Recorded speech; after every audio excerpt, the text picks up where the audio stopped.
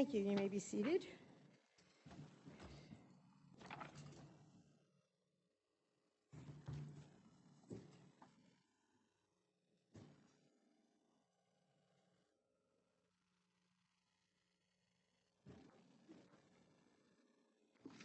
Well, good afternoon on this beautiful summer day, and here we are in the town board. Welcome to our annual August meeting, and we're going to recognize and commend the actions of several of our ISLP lifeguards who demonstrated extraordinary skill, courage, and professionalism. As many of you know, the 4th of July holiday is one of the busiest times on our beaches.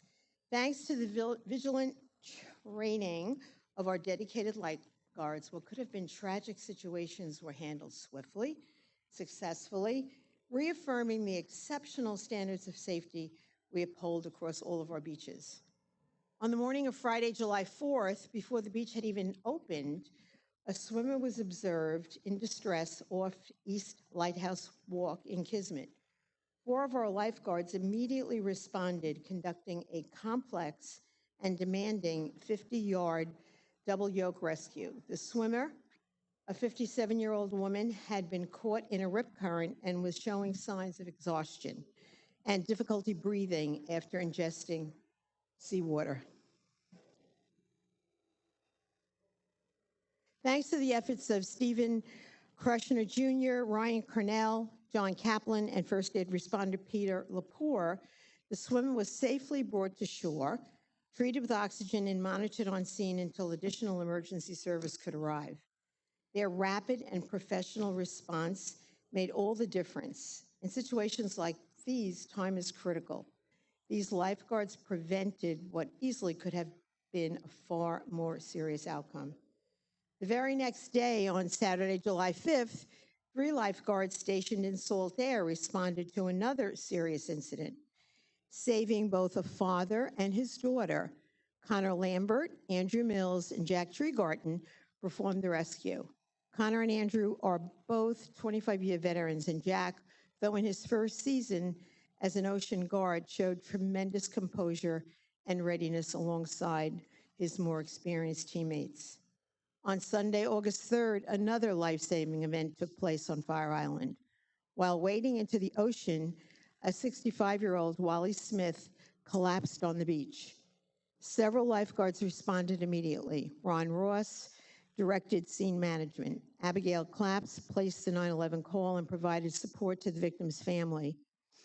Evan Burns handled radio communications, while Tristan Weingarten managed equipment support and assisted with communications.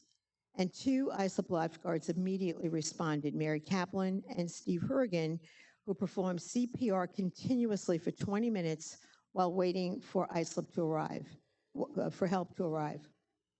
Wally was airlifted to Stony Brook University Hospital and was discharged on August 7th, despite doctors initially estimating the survival rate for this condition at only 6%. Thanks to the training, coordination, and swift action of the Fair Harbor West crew, this gentleman survived. These are the moments that remind us how vital this role is to the safety of our residents and visitors. Their commitment to duty, their ability to act under pressure is nothing short of remarkable. And on behalf of the entire town board, we want to extend our deepest appreciation to these 7 lifeguards. You continue to serve our community, building prestige and safety through your service. So if you would please all come forward, and if the members of the town board would come forward, we have some certificates to present to you.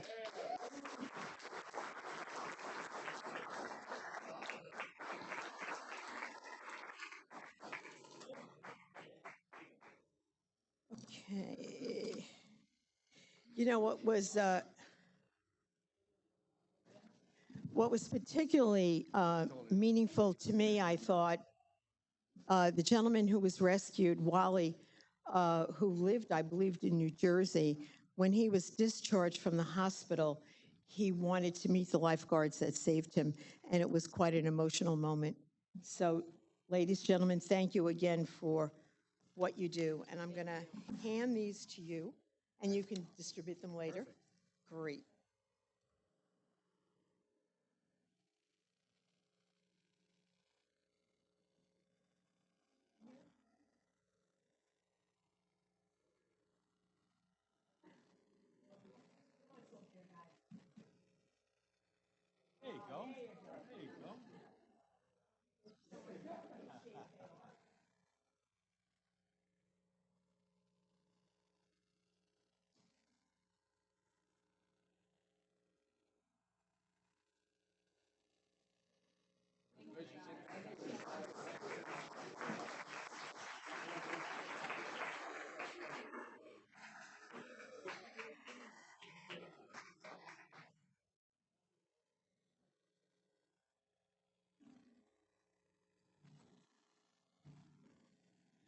We just have a few announcements before we begin today's meeting.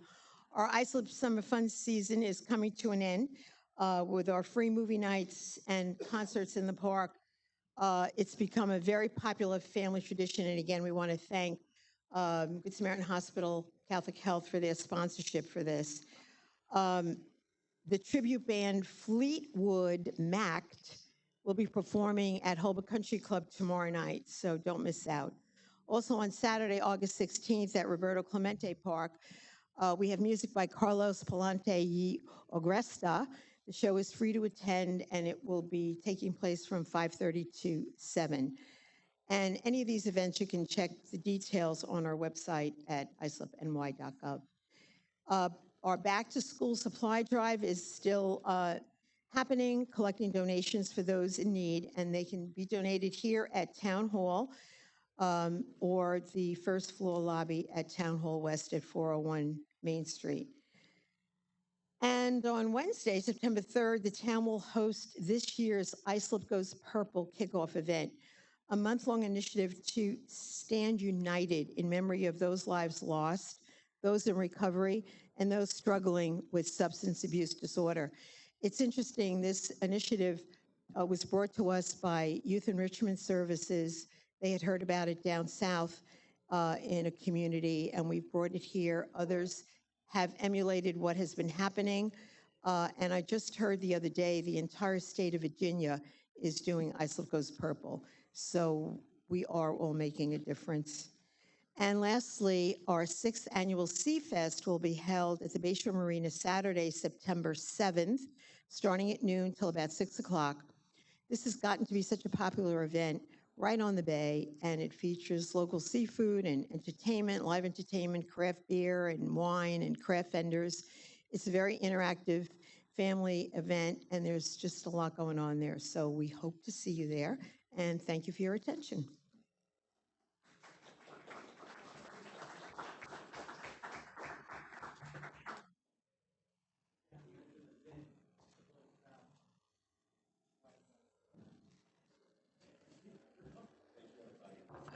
Thank you, guys. Enjoy the rest of the summer.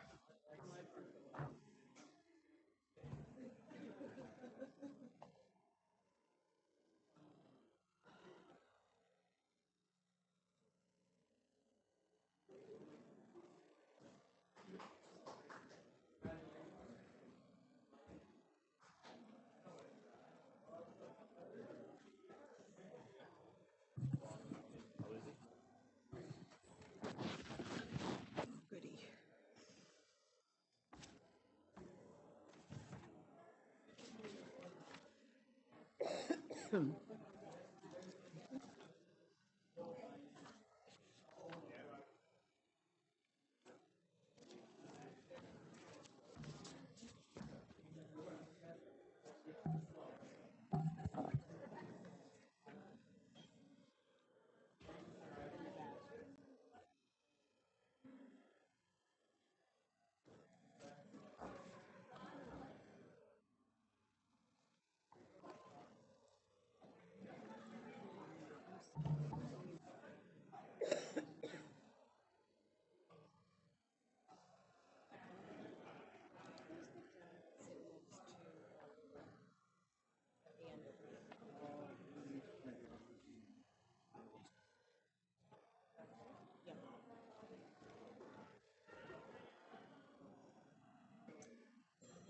Okay, this afternoon we have one scheduled public hearing, and I would ask the clerk to please read the hearing notice. Thank you, Madam Supervisor. Item number 1 is to amend the Islip Uniform Traffic Code. Excuse me, could you just close that door? Thank you.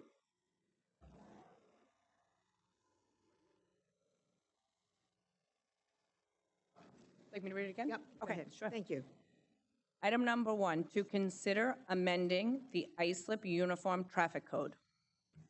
Thank you. We have it before us. Any questions, comments? Is there a motion? Is there a motion? I'll make a motion to Thank close the you. public hearing.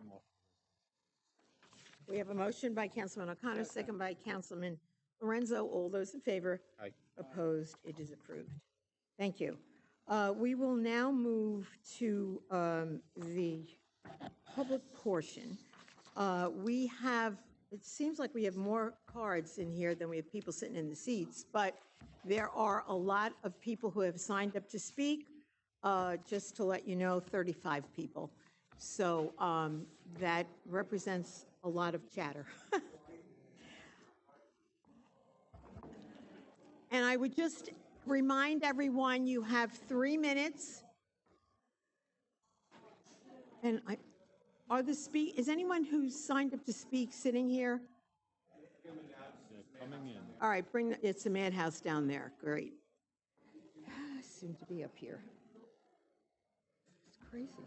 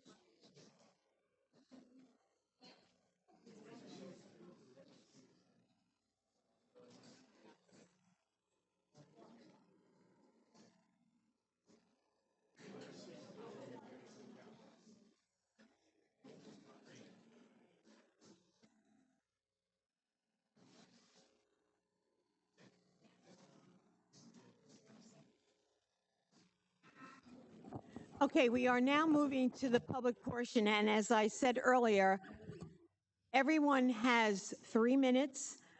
Don't feel that you have to use your 3 minutes. If something has been said that you want to say, you can just reaffirm. We have a lot of people who have signed up to speak. Gentlemen, if you could, take the conversation out the door. Nudge. Wonderful. Thank you.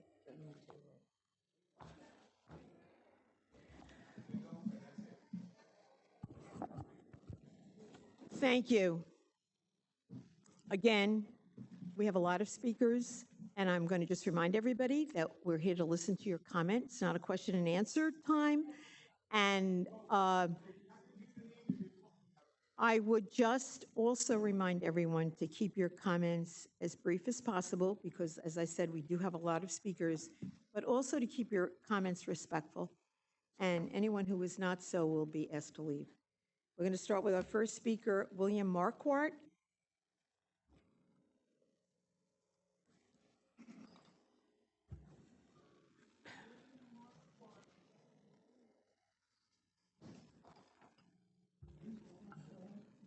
William Marquardt, if you're here, come up. Otherwise, the next speaker. Marquardt. That's it.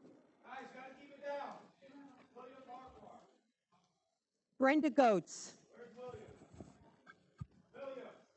That's it. If he's not here.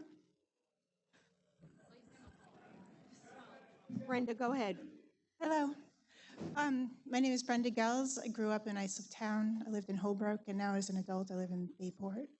And I'm just asking you to consider discontinuing your agreement with Department of Homeland Security that allows ICE to practice in our rifle range because of the change in the nature of their activities lately. It's terrorizing our community, and we shouldn't support them. Thank you. Thank you.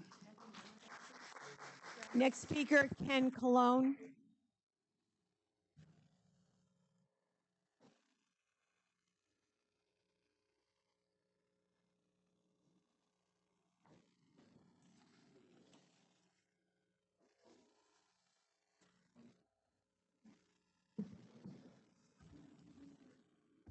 Go ahead. Good afternoon, Supervisor and members of the Town Board. My name is Kenneth Cologne. I'm here to respectfully request that the Town of Islip end its current contract agreement with Immigration and Customs Enforcement and support Councilman Guadrone's resolution to that end.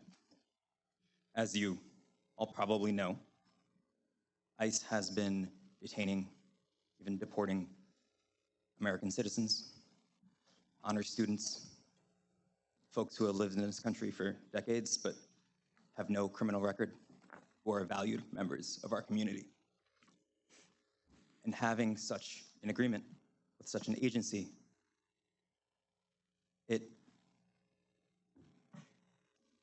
leads to a lack of trust in our public government, right? It leads folks to be more apprehensive when they reach out to public government and try to take advantage of the public resources to which they are entitled. It'll lead to less calls being made to emergency services, less crimes being reported. And let's just look at the numbers briefly. The town budget is, what, 250 million? You've pierced the tax cap. You don't need the money, right? It's $12,000 we get a year from this contract. It's not worth it. And it's certainly not worth having to do this every month. You may not see it, but the room outside is packed. The line is out the door of speakers, not only on this issue, but on countless others. You don't need this headache. It's not worth it. Cancel the contract, support the councilman's resolution, and let's all get on with this. Thank you. Thank you. Next speaker, Susan Steinman. William is here. Yeah, okay. I mean, you handed your thing in about a half hour ago or an hour ago, so I thought you'd be ready, but go ahead. You've got 3 minutes. I am ready. Good afternoon, Supervisor Carpenter and the council persons. I hope to bring my comments in under the 3-minute allotted time, but I ask your indulgence if I run over slightly. My name is William the answer is Marquardt. no. I have lived in Islip my entire life.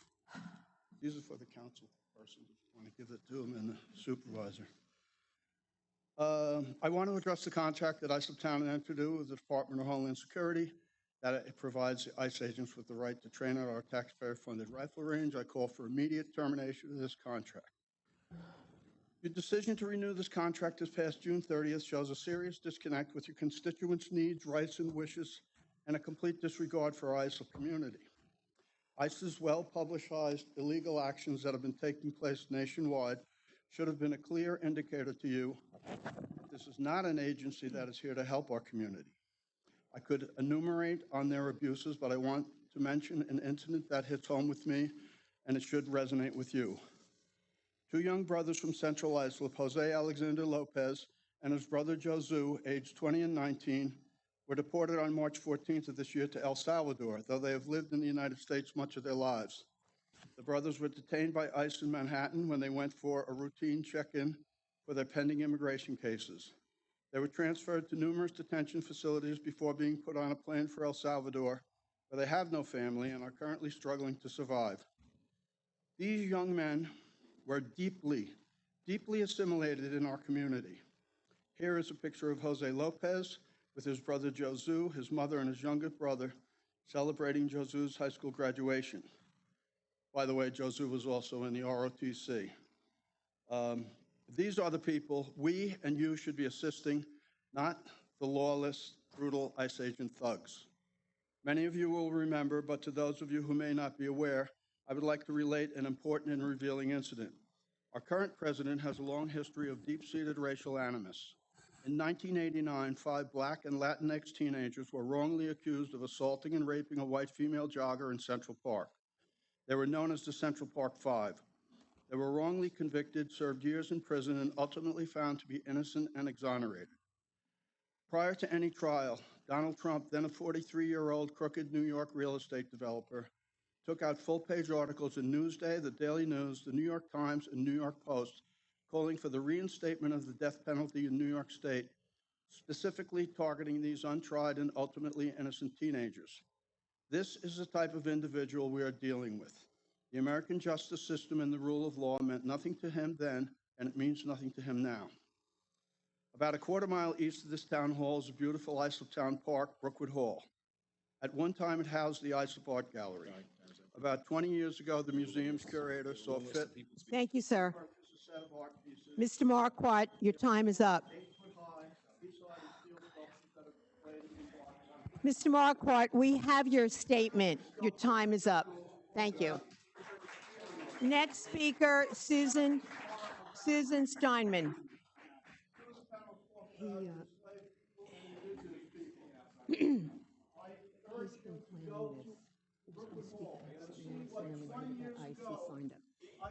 Thank you, sir. Susan Steinman. Thank you.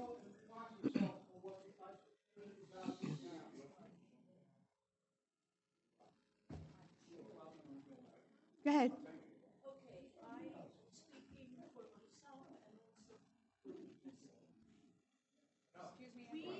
are in a context now.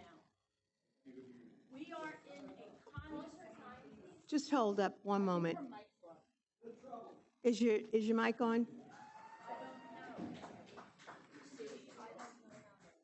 80, okay, so I'm not. Well, you don't look it. Thank you for being here. Technology. There we go. Okay, thank you very much. I'm 80 years old, and when I was a child, all of the people in our grade school had to learn a song.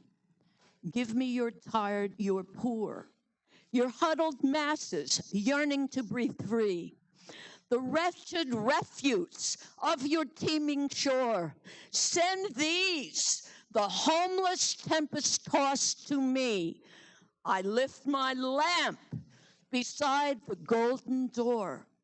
All of us children had to learn this because they wanted us to know our heritage as Americans, that we welcome the stranger. The Bible says welcome the stranger. It doesn't say deport the stranger. ICE is a different kind of entity than any of the police agencies that we know here. They don't have identification. They are masked. They are swathed. You don't know who they are. They could be anybody. A woman in North Carolina was raped by somebody pretending to be an ICE agent. You can buy an ICE jacket on Amazon for $41. These people need to be identified. We are talking about a context here. This is not a partisan issue. This is a moral issue. Where will we stand when they write the history of this period?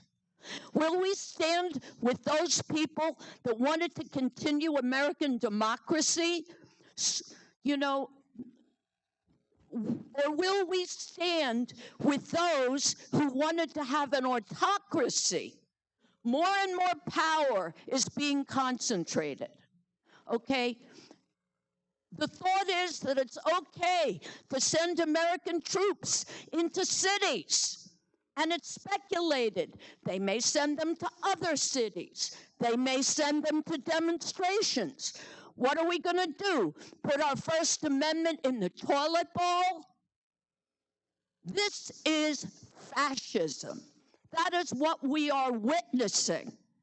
And if we don't speak out now, we won't be able to speak out later. Please end the contract with Homeland Security for ICE to train on this range. They are nothing more than Gestapo. Next speaker.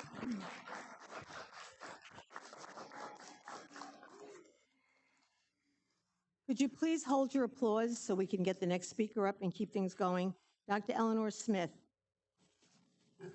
And Joe Fritsch is after her.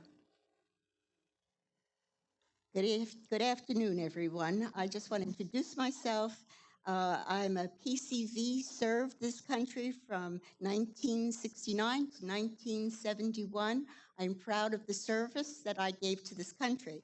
But I do want to say that my grandmother was a 16-year-old immigrant from Europe who came here without papers. So she's identified as somebody that would have been deported. She produced 22 of the most professional people in my family. We are doctors, we are professors, we're accountants.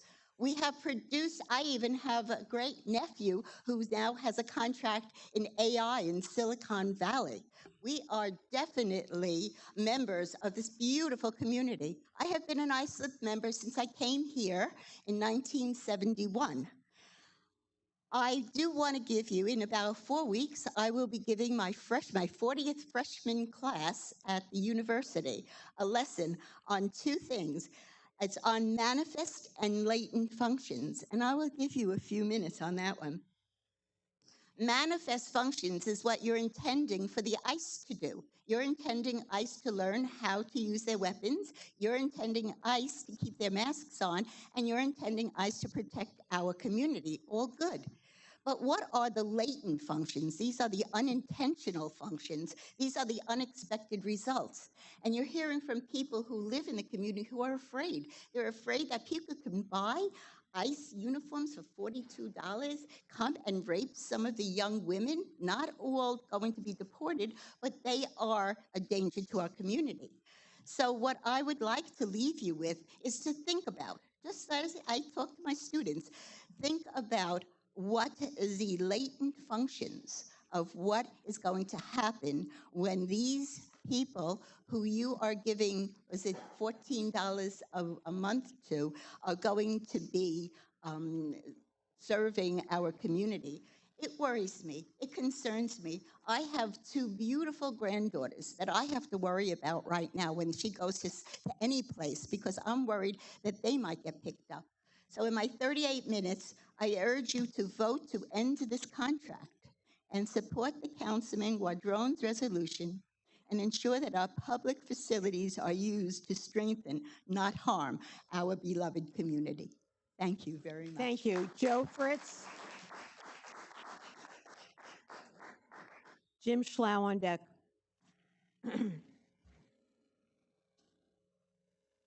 Good afternoon, Madam Supervisor. Joseph Fritz, Brentwood resident.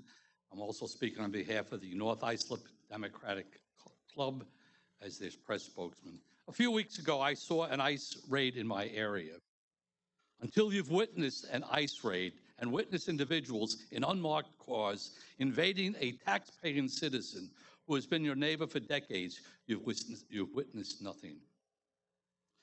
I've been an Islip Town resident my entire adult life, with the exception of the time when I was going to college and law school. Seeing a swarm of ICE enter onto a property without any formality is jarring. About 6 cars of ICE agents swarmed onto the property nearby where I lived and were looking for undocumented individuals is as scary as it gets, and I was not the target. Islip Town has an agreement with ICE to permit them to use their rifle range facilities. It's time we reject this contract because Islip Town should not rent its facility to a group of individuals who seek out individuals who are law-abiding, not law-breaking. Islip Town should take the necessary steps to rescind the contract with the DHS and ICE, their use of the rifle range. We do not need to serve organizations whose major aim is to abduct law-abiding Islip residents and send them to foreign lands in Africa, Central America, and the alligator-infested prison located in Florida's Everglades.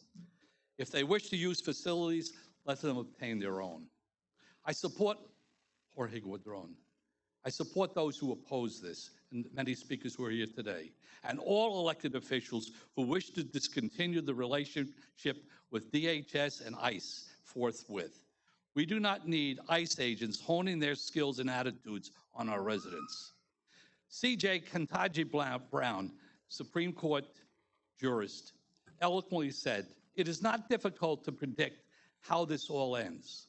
Eventually, executive power will become completely uncontainable, and our beloved constitutional republic will be no more."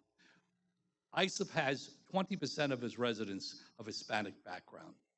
We do not need ICE to look for them and send them to areas where they're not wanted. Thank you very much. Thank you. Next speaker, Jim Schlau, followed by Matt Nelson.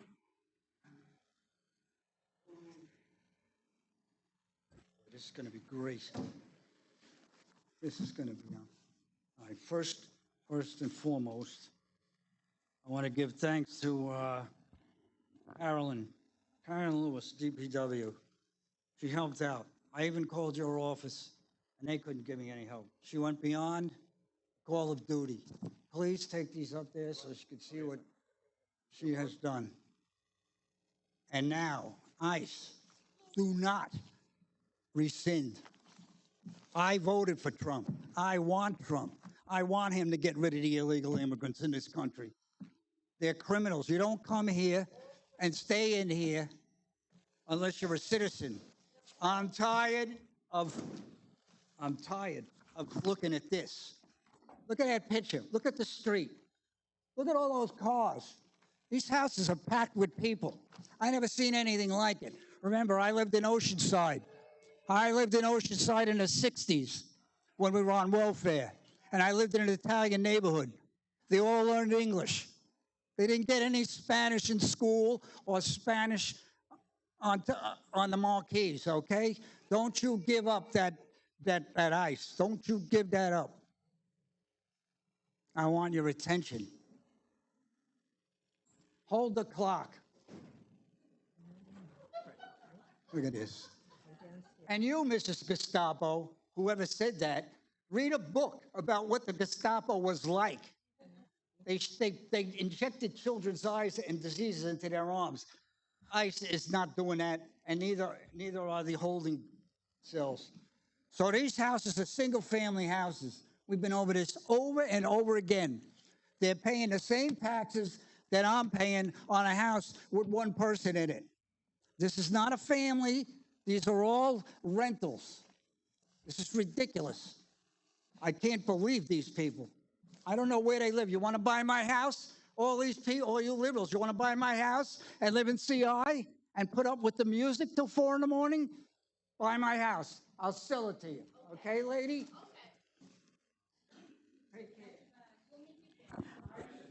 Thank you. Matt Nelson.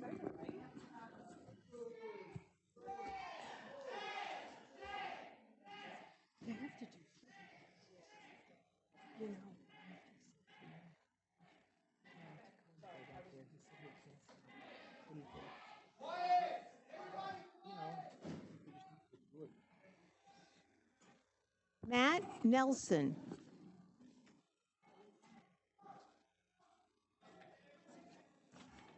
Okay, Joe Stallone.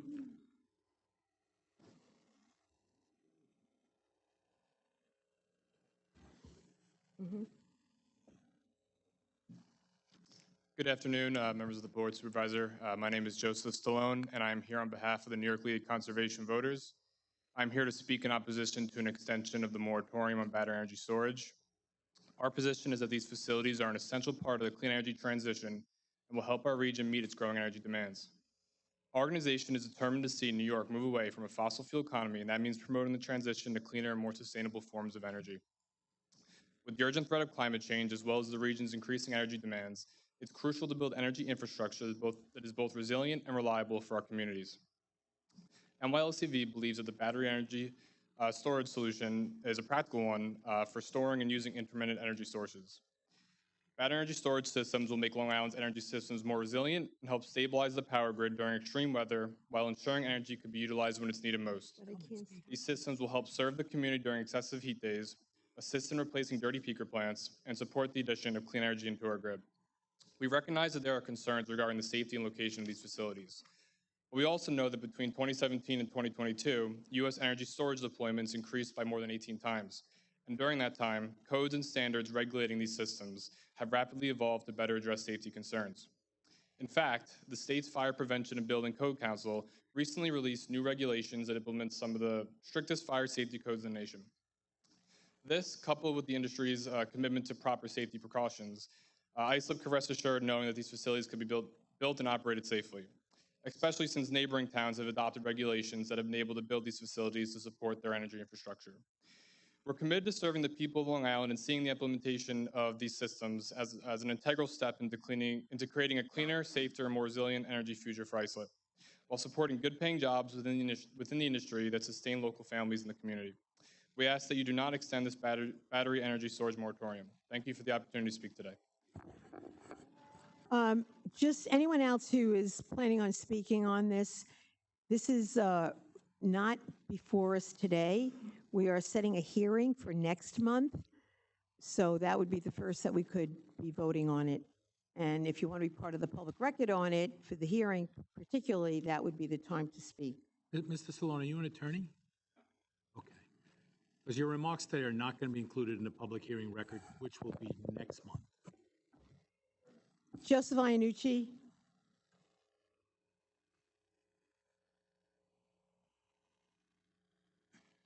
Good afternoon, Board. I'm going to be on the same subject on the storage facility. I realize the meeting is next month, but I would like to make sure all the members here go visit the site right now, because right now there's a substation there. Okay, I live in the community just to the east. Okay, this site is less than a quarter mile as the crow flies to an elementary school, let alone a whole community.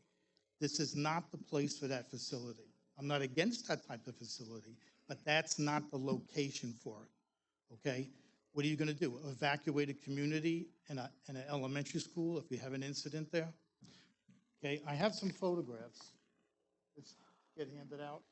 I visited the site this morning where the substation is. When they put that in, which kind of got forced down our throats, they promised that the landscaping and the perimeter would be buffered and look presentable. Well, it's extremely distressed.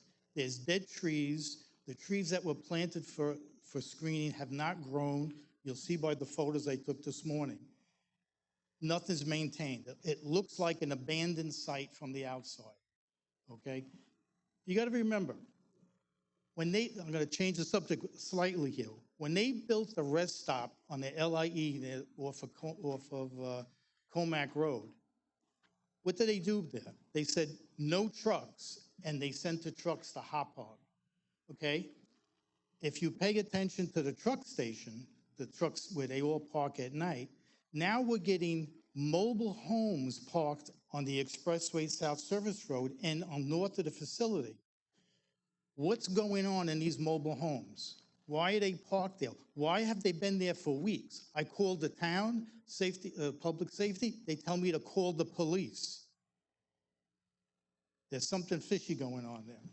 Okay, so I will be back next month to talk about the facility more, but I know the fire department's been involved.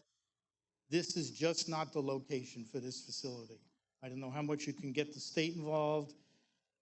if they get the opportunity, I won't say the opportunity, if they push it down our throats, it should come with some benefit to the community. Should we get a tax abatement? There's going to be people who are not going to buy my house down the road because that facility is there, okay? Route 111 in that area looks like a third world country road, okay? Poor maintenance in the road system. I live at the end of Schneider Lane and 111. I mean, I live on Schneider Lane, but my road ends at 111. For years, I've been calling that every time it rains, there's a major flood at the end of that road. Has anything been done? Nothing. So, time's up. See you next month. Thank you. I Pictures have to a be part of the question. public hearing record?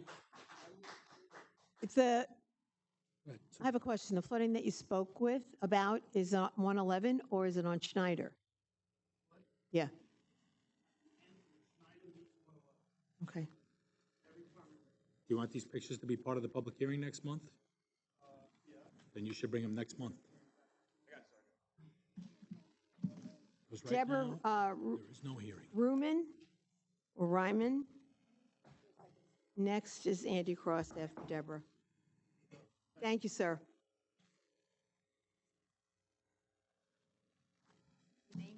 Deborah Ryan. Good afternoon. I'll make this short and sweet for you guys. My name is Deborah Ryman. I have resided in my home in the town of Islip for 49 years. I live less than a mile from where the shooting range is. My gym that I go to Gold's Gym, is right across from there. There's a dance studio right over there where there are little kids that go to dance. They do not need to see ice there. It's very destructive. I think it's absolutely awful. I mean, the range is a taxpayer-funded facility, and it shouldn't be used by federal employees. It should be federally funded, send them to a federal thing. I'm fearful to have ice in my neighborhood practicing next to the gym. It's just awful. They shouldn't be subjected to people with masks. It's scary, with guns. ICE is indiscriminately targeting people of color without warrants and kidnapping them off our streets. The majority are not criminals. I am all for getting criminals off the streets, but law-abiding, hardworking people should be left alone. They also pay taxes. I support Councilman Guadron's resolution to end the agreement with ICE. ICE is not making us safer. Thank you. Thank you. Lawrence Winauer. Lawrence Winauer. Andy Cross. Andy Cross. Louis Zara. Here comes Mr. Cross. All right, Andy, you have to just wait a moment. Okay. Thank you, Supervisor Carpenter, Islip Town Board, for allowing me to speak tonight. My name is Louis Zara. I'm a commissioner with the Hopog Fire District, and I'm here today to support the supervisor's extension or her motion on the moratorium to prevent the best facility from being built at, 220 Rabbit Drive. From our point of view, from the fire district's point of view and the fire department's point of view, one of our concerns is location. We've had numerous correspondence with the board, of course the supervisor with her assistants. The location impacts our community. Okay, it's near Bretton Woods Elementary School. There are 2 residential neighborhoods right there. There are people probably within this room that live on Schneider Lane, including my mother. I grew up on Schneider Lane. It's very close. Our concerns are obviously if there's an incident. In addition to that, we have St. Thomas More Church, HYO practice field nearby, and we're actually within that same area. The Suffolk County Executive has his office just beyond the field, including New York State Office Building. So location is an issue for us. We're concerned about that. We're also concerned about the size of the plant. It's a 79 megawatt facility. So that's our first major concern. In addition to that, when you do firefighting operations, a condition like that, there's always issues with how do you control an emergency in a facility. So right now, everything from the industry, everything from the service is basically protect exposures and prevent the container, or in this case, they'll be the size of shipping containers, from overexposing other containers and basically causing additional fires. The issue that we have is obviously the byproducts of combustion. They're extremely toxic. It's going to be, if that were to happen, the effect would be the local community, which is a huge concern to us, our first responders, and our neighbors who work in the area, which there are quite a few. So those are some basic concerns. In addition to an extensive firefighting operation like that, using numerous resources from the town and the local fire departments, we would be concerned with runoff, and Hauppauge is the headwaters to the Nisququag River. That's another issue that would be pertinent to our discussion. Finally, or I should say in addition to, there's been changes in battery technology. Initially, this agency was going to propose the Tesla Megapack lithium-ion system, and now we know through technology and changes in the industry that there is a possibility of moving to lithium-ion phosphate batteries. However, we would need more information on that, and we would like to have a more coordinated conversation. We will. Thank you, ma'am. Thank you, town board. Appreciate it. Okay, thank you, Andy everyone. Cross.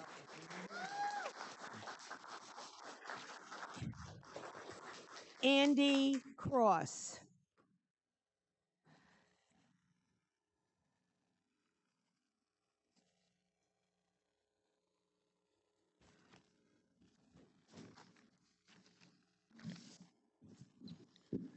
And once again, I'm here about the NYS real property tax law line on my tax bill. When the tax went up 41%, you said it was due to the price of housing going down. This year, the tax went up 103%, with the price of housing going up monthly, not yearly, monthly. How could this tax go that high? You're talking 144% in 2 separate years. Did anyone get fired for this raise in taxes? While accepting $100,000 from a landlord and passing their apartment building, how do you call that in the town's best interest? Is that what you call running the town for the residents of the town? It's a wonder how you sleep at night. And should the Attorney General look into this legal? Giving political donations and giving tax breaks for apartment buildings and forcing huge tax increases on ISLIP taxpayers to pay for it. Now that the apartment in Sayville is up and it's coming to fruition, everybody in Sayville doesn't want this. Are you taking money from the owner to pass this? The same thing about the pot shops, who almost everyone in the whole town doesn't want. Have you taken money from the owners of the pot shops to pass it? How can you call this representing the town taxpayers? Anyone who votes for these type of things, saying they're representing the town, should resign. One more thing. 3 or 4 years ago, I was told my roads would be all repaved, being that they haven't been done in 30 years, because I live in Brentwood. So 3 years ago, so now 2 years, and it still hasn't been done. What's the deal? I mean, you're busy with all the other towns in ISIP, but we get left behind. And plus, why was it a lie? Why was I lied to? Because it's not been done yet. That's it. Hi,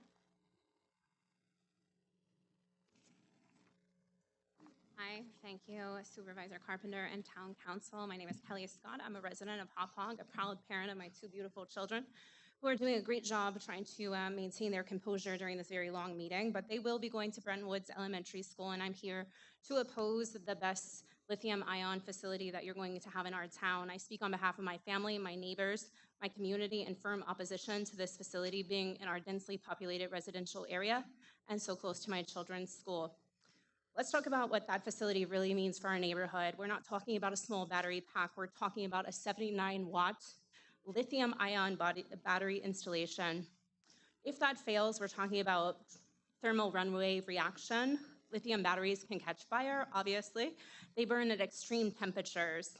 They release toxic gases like hydrogen fluoride. Let me tell you what that does to your lungs. And I would appreciate your attention because this is important. When the hydrogen fluoride gets into your lungs, it will essentially cause you to choke. It suffocates you. I want you to look at my children who are sitting right there. Their elementary school is half a mile away from where you want this facility, where your fire chief said, it's Hop Hog's problem. You're right. I didn't buy a house in Hop Hog so that my children could be put in danger for a business. Our local fire departments have publicly acknowledged that they cannot put out these fires. They go on for days, sometimes reigniting long after they appear to go out. You're risking our firefighters' lives. Do you want that in your backyard? Do you want it in your backyard? Do you want it with your children's playing fields? I do expect your attention because it's important. It's important. As a flight attendant for 14 years, I can tell you that I get training on this kind of fire every single year. Every single year. And those batteries are like this big. They're maybe this big for a laptop. You're talking about 79-watt lithium battery storage facility. There's no way we can put that out. You're putting our community at risk. It's not that the battery facility is the problem. It's its location. If you didn't want it in Holtzville, am I correct? People didn't want it in Holtzville. We don't want it here. We don't want it near our elementary school. We don't want it near our fields. These facilities have been known to explode in Arizona, in Jefferson County, New York, in South Korea. They can't be treated as normal fires. And when your fire chief says that it's okay, it's our problem, we're showing up. It is our problem, and we don't want it there. I urge you on behalf of my children, my neighbors, all of Hop Hog, that the decisions you make, even if it's on next month's meeting, I'll let you know now that we'll all be here because we oppose it. Your decision on this facility, this moratorium, can save lives. It's not a matter of if it explodes or if there's a fire, it's a matter of when. Your decision today could prevent Thank you, tragedy Kelly. tomorrow. Next speaker, Ginny Fields. Ginny Fields.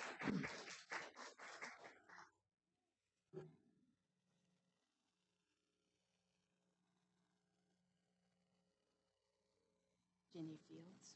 You did call me, right? Yep. Hard to hear. Thank you. Good afternoon, and I know this is not before you today, but I would appreciate just listening to my comments. It's about the Lakeland apartments and housing that are proposed. My name's Ginny Fields. I've been a resident of Long Island all my life. I've resided in Oakdale for the past 54 years. I served as Suffolk County legislator and then as a New York State Assemblywoman with this area as part of my district. I'm now retired and presently serve as chair of Islip Town Environmental Council, known as ITEC. During the 80s and 90s, the developer wanted to build Benton Bay, 142 houses, 142 boat slips and sewage treatment plant adjacent to my property on 127 acres of wetlands and uplands. I did a tremendous amount of research and concluded that he'd be attempting to downzone from AAA and, what was worse, wanted to build on some of the wetlands. I helped form and became president of Oakdale Civic Association, joined Great South Bay Audubon Society, becoming their president, was part of the Citizens Advisory Committee of the South Shore Estuary Reserve, and helped form the Friends of Connecticut River State Park Reserve, also becoming their president. In all of these groups, I learned much about our environment and our communities. I worked for 10 years, and because of my learned knowledge and advocacy, was able to get Benton Bay acquired by New York State in 1999 by then Governor George Pataki, preserving it forever. Soon after that, I was asked to run for Suffolk County Legislature. One of the first pieces of legislation I authored and passed was Smart Growth for Suffolk County. Smart growth is often presented as an alternative to urban sprawl, which is characterized by development, automobile dependence, and the fragmentation of natural habitats. Some of the components of that legislation, Smart Growth focuses on revitalizing existing infrastructure instead of expanding outward.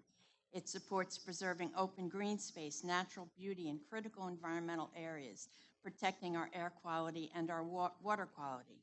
It supports designing communities where people can walk safely to stores, schools, parks, and other destinations, where transit-oriented communities already exist, such as trains and buses, and where near walkable and biking areas already exist.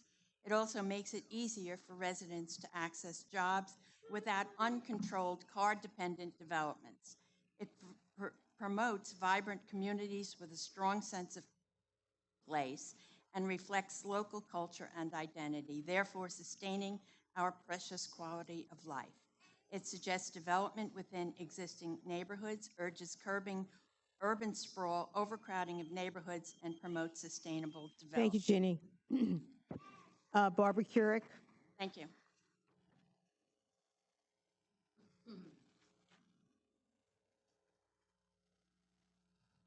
Barbara Curick, I live in East Islip. Good afternoon, everyone. I recently took my family to see the Anne Frank exhibit in Manhattan. Having several family members who were Holocaust survivors, and having heard firsthand accounts of what happened in the early days of Hitler's regime, I thought I had a pretty good grasp on what had happened. But the experience of walking through the attic where Anne and her family lived for 2 years, I could feel their fears and suffering. What was even more upsetting was watching the newsreel footage and reading the descriptions of how Jews and others were grabbed off the streets and from their homes by the police and taken away to jails and work camps for no other reason other than that they were Jewish or gypsies or disabled or critics of Hitler's regime. Anyone walking through that exhibit would easily recognize that what is happening right here in Islip and around the country with masked men coming out of unmarked vans, offering no identification, no arrest warrants, and grabbing Latino-looking people from their homes, jobs, and immigration court appearances is eerily similar to what happened in those early days of the Nazi regime. Some of the people being picked up by ICE here have been here for 10, 20, or 30 years and have been reporting regularly for their immigration appointments. They're not rapists and murderers. They're students, landscapers, cleaning ladies, and even a bagel store manager. They've committed no crimes. In fact, according to ICE's own statistics, July 2025, 71% have no criminal record. I emailed you all this and the data, the link for this. They work, pay taxes, have married Americans, and have American children. We should be giving them a pathway to permanent legal residency instead of instilling the same fear that Anne Frank experienced by arbitrarily grabbing them off the streets, out of their homes, businesses, and court appointments. The behavior of ICE is way too reminiscent of the Nazi police and should never be condoned or made normal. Homeland Security and ICE have been using the shooting range since 2000, but what they're doing now is unprecedented, unconscionable, and importantly, unconstitutional. Due process is being denied to the people being picked up. I think it behooves everyone to stand against this behavior, and that means not supporting it in any way. This is not business as usual.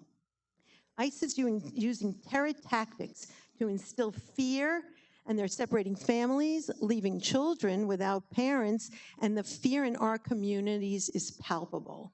Decent people need to stand against ICE and their terror tactics. The town needs to end its current association and contract with ICE as a protest against their tactics. Thanks.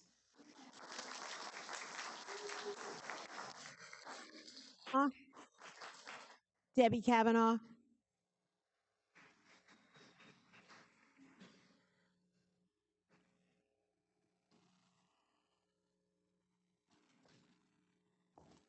Good afternoon, Debbie Kavanagh, Central Islip Coalition of Good Neighbors. I'm here to speak on the fact that the Central Islip Fire Department's new substation has not received its CO yet due to the fact that the planning board or the planning department is not happy with their facade. With all the additional housing, that substation needs to open. It is a safety issue for the Central Islip community and keeping people safe. The second issue I have is after speaking with the CI Hauppauge Ambulance Corps, for the past 3 years, their budget has been cut by the town significantly. I don't understand how you can cut a budget of the CI Hauppauge Ambulance Corps when the Central Islip community in population is going through the roof due to the 2,000 plus apartments that are being built and housing that is being built within our community. Again, you're putting lives at danger. Last of all, I'm still hoping that this town board opts out of the cannabis shops. Thank you. Thank you.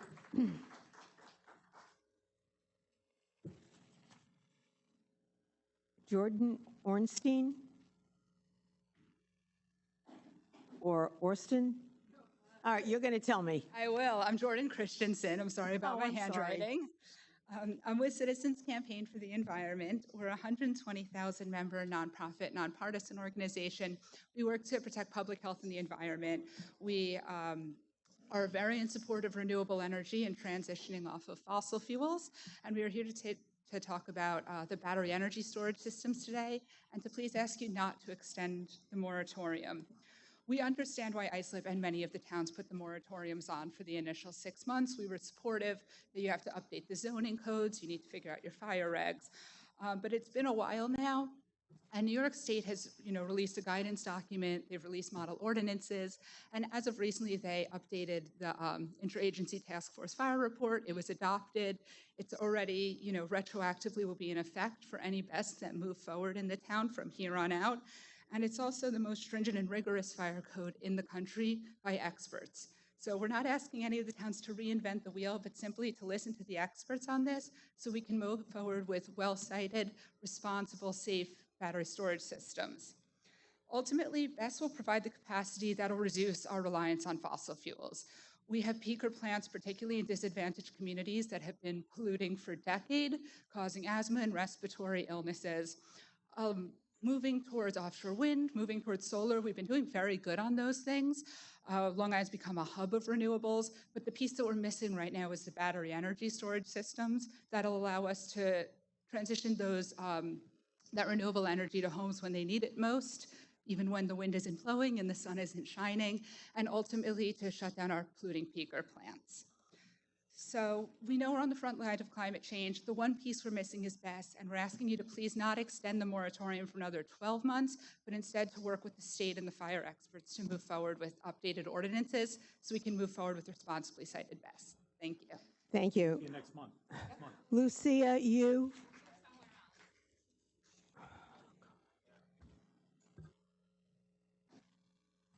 Lucia, you?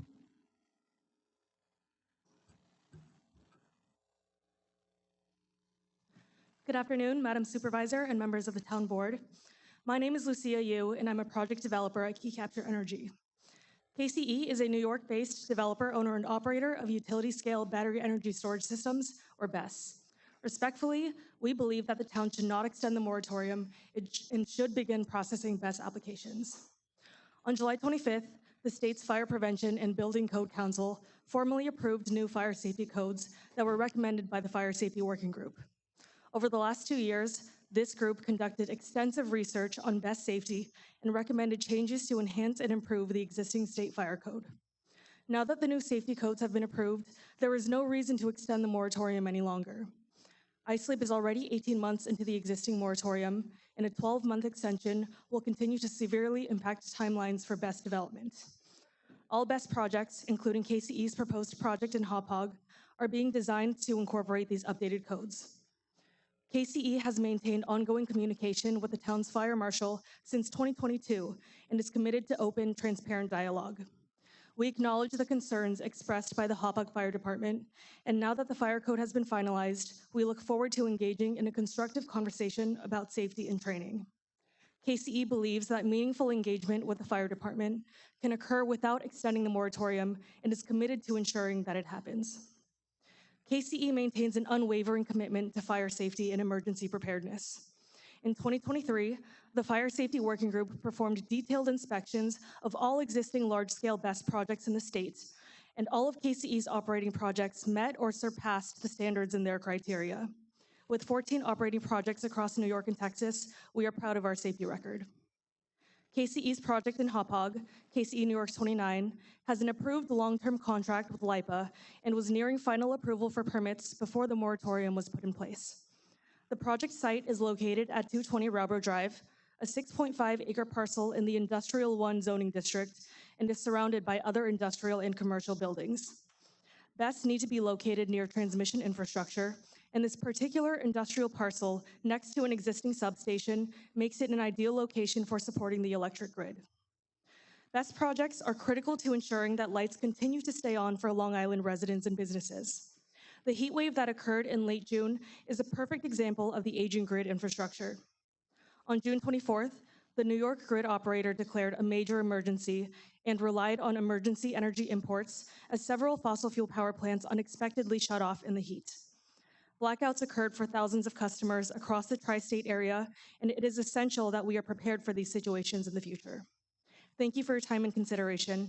We are also joined by our consultants, Fire and Risk Alliance, to answer more specific fire safety questions. Thank you. Kyle Flanders, next speaker.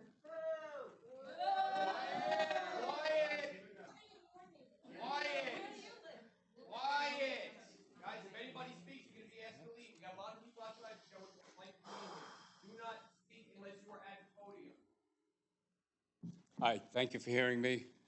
I am here to talk about ICE. We all have either ancestors or immigrants ourselves. We should think about them and the trials and tribulations that they went through to allow us to be here.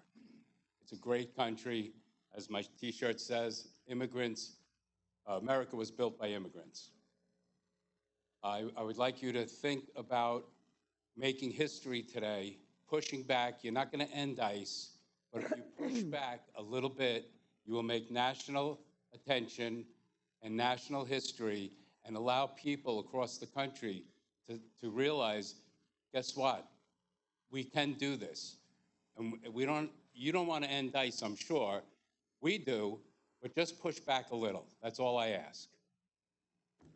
And think about that while you're voting. Thank you. Thank you, sir. Joshua Chan. Joshua Chan.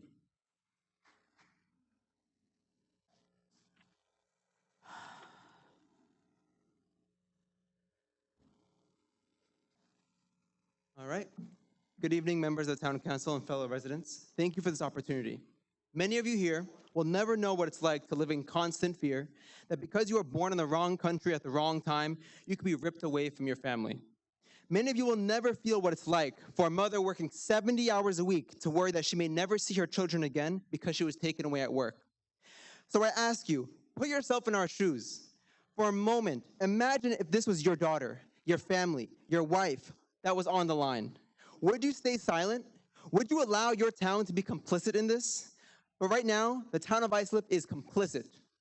By continuing the contract allowing ICE to use our public gun range as a training facility, this town is giving permission for our agents to train with their guns, training to simulate real-life scenarios where they hunt and target people just like us. We are being hunted in our own neighborhoods, and our town is allowing it.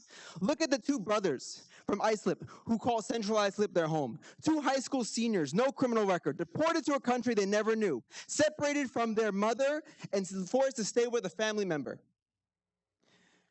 And what has the town of Islip done? Nothing.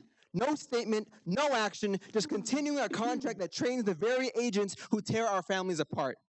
I know some of you have had to use landscapers or human labor to build a home or your patio. I bet some of those laborers don't have citizenship, and that's the reality for us. We build the houses we can't afford. We pick the fruit that we cannot afford. Y'all sit at all these fancy restaurants. Guess who cooks that food? People who look like me. Our immigrant neighbors are not statistics. They're our friends. They're our family. They're our community. By refusing to renew this contract, you can protect their dignity and their safety. You can say clearly, ISLIP stands with its people, not with an agency that terrorizes and destroys. Thank you. Joshua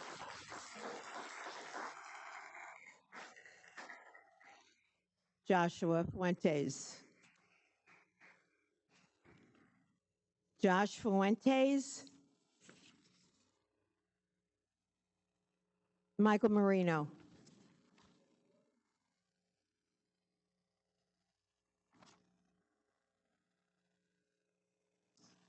Good afternoon, Supervisors, Town Council. I'm here to speak against BESS, the Battery Energy Storage System. I would request that the board not renew the moratorium.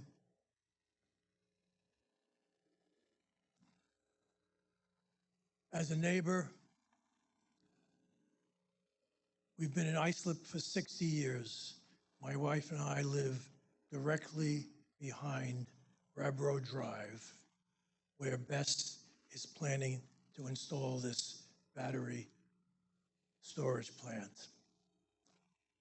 I know this is coming up in a month, but I'll just make a few points today. It broke my heart when I saw the substation having to tear down an office building that was there and put in the substation. I, along with the Brookfield Estates Civic Association at the time, was instrumental in planning that office park. So to see another building destroyed in that office park and have a battery storage plant come in its place is very disheartening. I also would like to talk about the fire hazard. I was so happy to hear today that the Hauppauge Fire Department opposes the renewal of this moratorium. I'm sorry, opposes the renewal of the moratorium. The fire hazards are well known, and I understand there's a new fire proposal, a prevention proposal, but a few things might be pointed out about the site.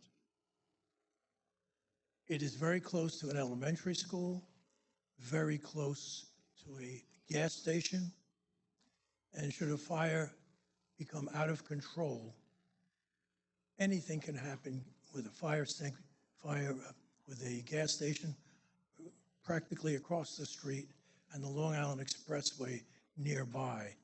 You can imagine what an explosion might do, or an out-of-control fire if the expressway were damaged. Houses, hundreds of them, in the perimeter of this place. If, by any chance, a battery storage plant is allowed to get into this site, what would the other office buildings in that office park expect? Could they expect to renew their lease? Would we then get a battery storage plant next to the substation? And we might then get another one? Thank you, Mr. Marino. Thank you. Next speaker, Jacqueline Messina. And I would just urge everyone, we are barely halfway through all the speaker cards. If what you are coming to say has already been said, you can just say, I support the previous speaker on whatever the issue is. It would just really go a long way. Go ahead, Jacqueline. Hi, thank you for giving me 3 minutes. I just wanted to say I'm here as a mom. I am an ISLIP resident, as was my grandfather, who jumped ship, so he was illegal. So I don't think they're going to be coming for me, though. But I'm here as a mom who hasn't slept in about 7 months because a lot of it's because of ICE. I have a Chinese daughter, and she'll be going to college in a couple of years. And the fear that's instilled in just the normal way that your child is going off on their own has really been multiplied by, I don't know if everyone's aware of Yeon Sugo, who got arrested and detained illegally. They were illegal. She was actually a legal immigrant. So my plea is, as a mom, okay, we need, we really need all to become human again. What has happened in this country? And why support this? I have never, this has been my hometown forever, I have never felt unsafe until recently. It breaks my heart to see people have sold themselves out to this kind of regime. And I'm with the woman about the Holocaust. Take a look. We all need to re-educate ourselves. I don't know how some people look in the mirror at night. I really don't. But obviously, I'm against ICE.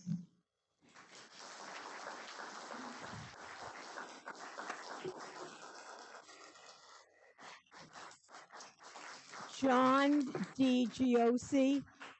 John DiGiosi.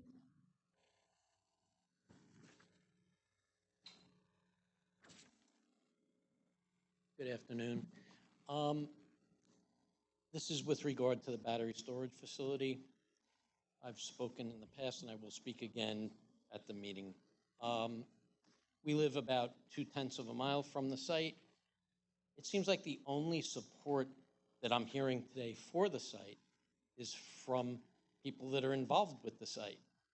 You know, whether it's best spokespeople or, you know, it doesn't sound like the fire department is in support of it. It doesn't seem like residents are supportive of it. It was brought up by someone in support of it that it's located in the Hauppauge Industrial Park. Undeniable, except that it's on the outermost fringe of the industrial park. And interestingly enough, it's located on the corner of a dead-end street in the industrial park. Rob Rowe Drive actually ends there, so the only means of egress in and out of that area is through that street. So if there was ever an incident on the corner where that site is located, people would be trapped in the buildings behind it. They wouldn't be able to get out. It's also my understanding that they already own the site, the land, the facility. So, you know, they're trying obviously to get to permitting phase and approval phase of this. So, you know, I pass it every day and I look at the site and I say, well, hell, you know, they're not even trying to be a good neighbor now. Site's run down, it's overgrown, grass growing through the asphalt. Yeah, it's just not being maintained.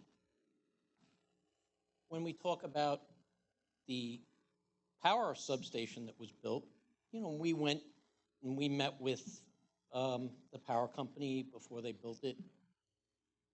Nobody told us that, you know, on real hot nights in the summer, if we put our windows down, we were going to hear humming noises in our bedroom when we tried to sleep at night.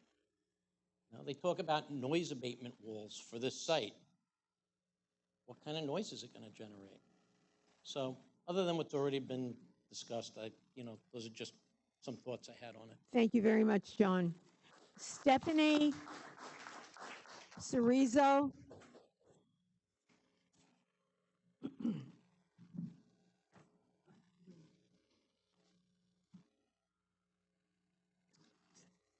Good afternoon, members of the board and fellow community members who are here.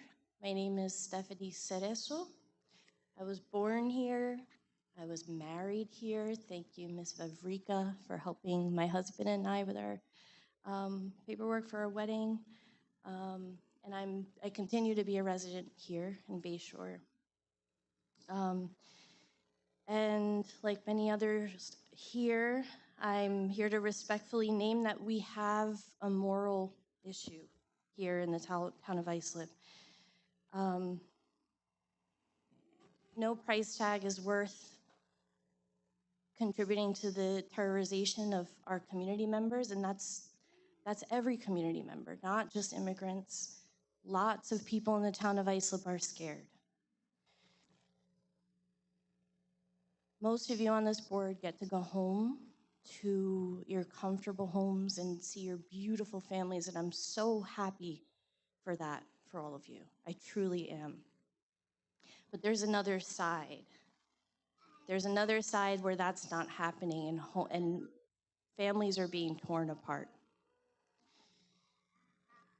I have to say, as a Latina myself, it's also telling that Councilman Guadron, the only Latino elected to this board, is also the only one advocating to keep all residents safe, not just those with privilege. I also have privilege. That leadership deserves our full support, including all of you. Camaraderie is a thing. We need you all to work together. We understand that this contract with the shooting range has been long-standing, but things have wildly changed. I think we can all be honest about that. And so we're asking, please, for you all to support this resolution that Councilman Guadron is putting forth to end this contract. It's also important to highlight that this is the same local government that approved Avalo Airlines to operate at MacArthur Airport, fully aware that Avalo is involved in deportation flights in cooperation with ICE. You all know what is going on. So let me be clear. There will be lawsuits. You will all be held accountable one day. You still have time to do what is right. Please do that. Thank you. Thank you. Donna Cody. Donna Cody.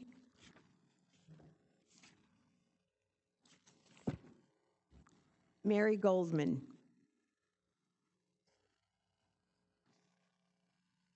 Mary Goldman.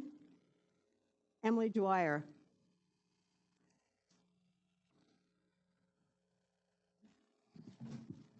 Hi, how are you? Good afternoon.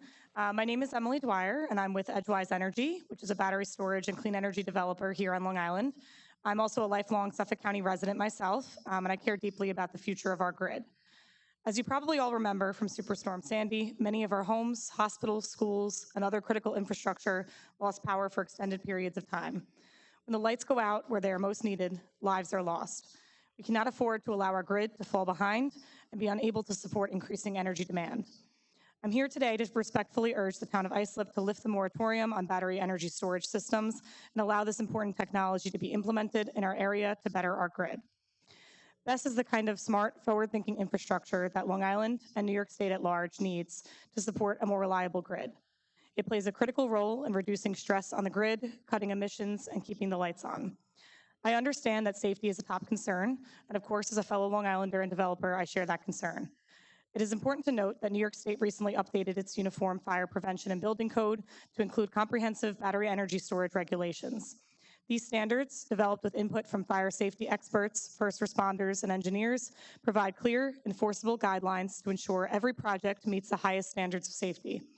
They are some of the most stringent safety standards in the country and include fire containment and thermal runway prevention, strict setbacks and size limits, first responder access, training, and emergency planning, third-party commissioning and ongoing maintenance, and component testing and fire-resistant design standards.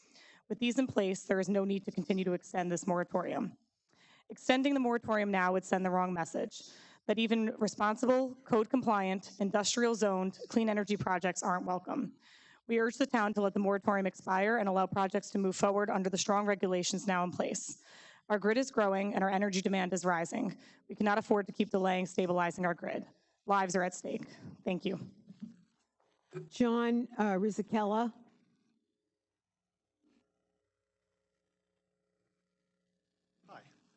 I'm a longtime resident of Islip, and I just wanted to say I'm pretty much, to your point, I'm in agreement with the other people that have spoken regarding not renewing the contract with ICE, so I'm not going to go into all of that per se, but I will say that we're all children or are immigrants or children of immigrants and terrorizing the population with masked, armed folks is not the way to go, right? And I think if anyone walked down Main Street with a 9mm on their hip and a mask on, we wouldn't get very far. So why are these folks able to do that? That's a question. And the fact that the government now is spending, numbers vary, but somewhere around $170 billion on border protection. We could better spend a lot of that money just giving people a path to citizenship. And these are hardworking folks. And the government has, in the past, the first Trump administration and now this administration, has eliminated judges for immigration. They just eliminated 85 jobs, judges. So they have really no interest in giving people an opportunity to join the American fabric, so to speak, they have no interest in that. It's all about terrorizing folks. And that's why all these people are here. You know, we're not maybe on the top of the list of that terror campaign, but eventually we're all going to be on it. So I think you should realize that, and I think that you should take a hard look at this and not be complicit and be on the right side of this, because in the long run, that's important. I think it's important for everyone. So I just wanted to say that. I yield my time. Thanks, folks.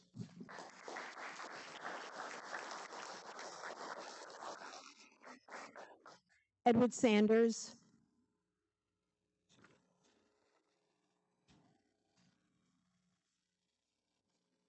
Thank you to the board, Ms. Carpenter, and everyone else who here. I'm not going to go into a lot of detail about I'm totally against the battery. I represent the Northfield Wood Civic Association and 2 adjoining neighborhoods. A couple of things I'd implore you to do. One, the next time we have the other meeting on this in August, if we can get a much larger venue, make it easier on the board and all of us. There is no safe way to put a battery facility where they want to put it or anywhere in our community at all, and let alone Suffolk County. Our group is prepared to purchase a Tesla and put it in a big, gigantic field and light it on fire. And we've talked to 26 fire departments that were willing to come with every piece of equipment they have. And they said, we'll stand back 500 feet and wait till it burns out.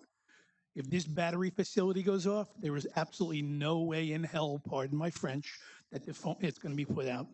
My house right now, and I've lived in Hop Hog for 57 of my 67 years, my smoke detectors go off on my house because I am between Old Willits Path and the county building, just from the smoke that's happening from Canada.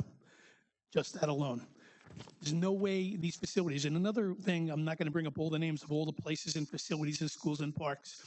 The Northville pipeline runs between the North Service Road and the Long Island Expressway for 26 miles. They push oil, gas, propane, and other accelerants through that.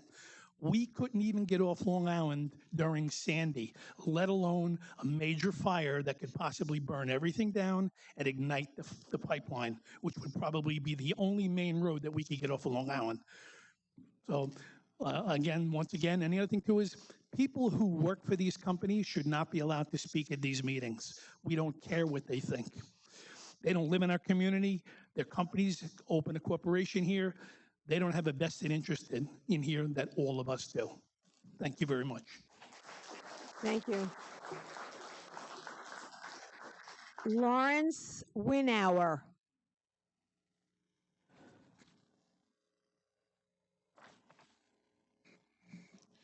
Greetings, board members, Madam Supervisor. My name is Lawrence Winauer. I am the principal of the Mink Winston Group, and the matter at hand involves our property at 1609 Fifth Avenue in Bayshore. I come to you in the spirit of cooperation. I want to work collaboratively with the town to avoid litigation and reach an amicable resolution. I have already met with Councilman Guadrone and provided correspondence to Town Attorney William Garbarino regarding this matter. Some brief background.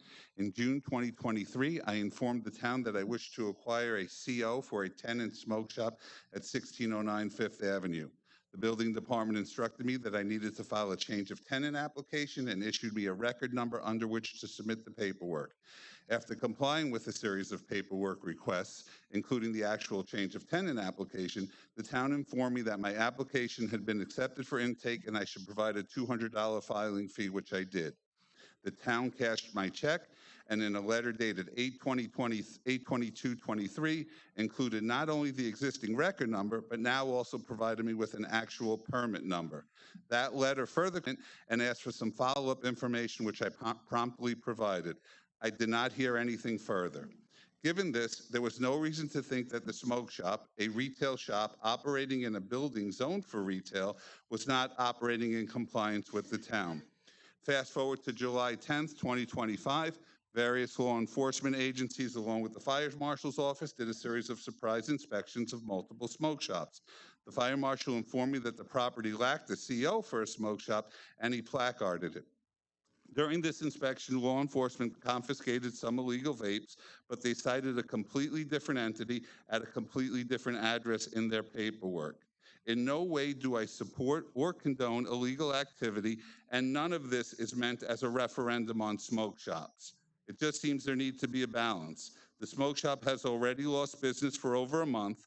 Consequently, the Mink Winston Group is foregoing any rent until this is resolved.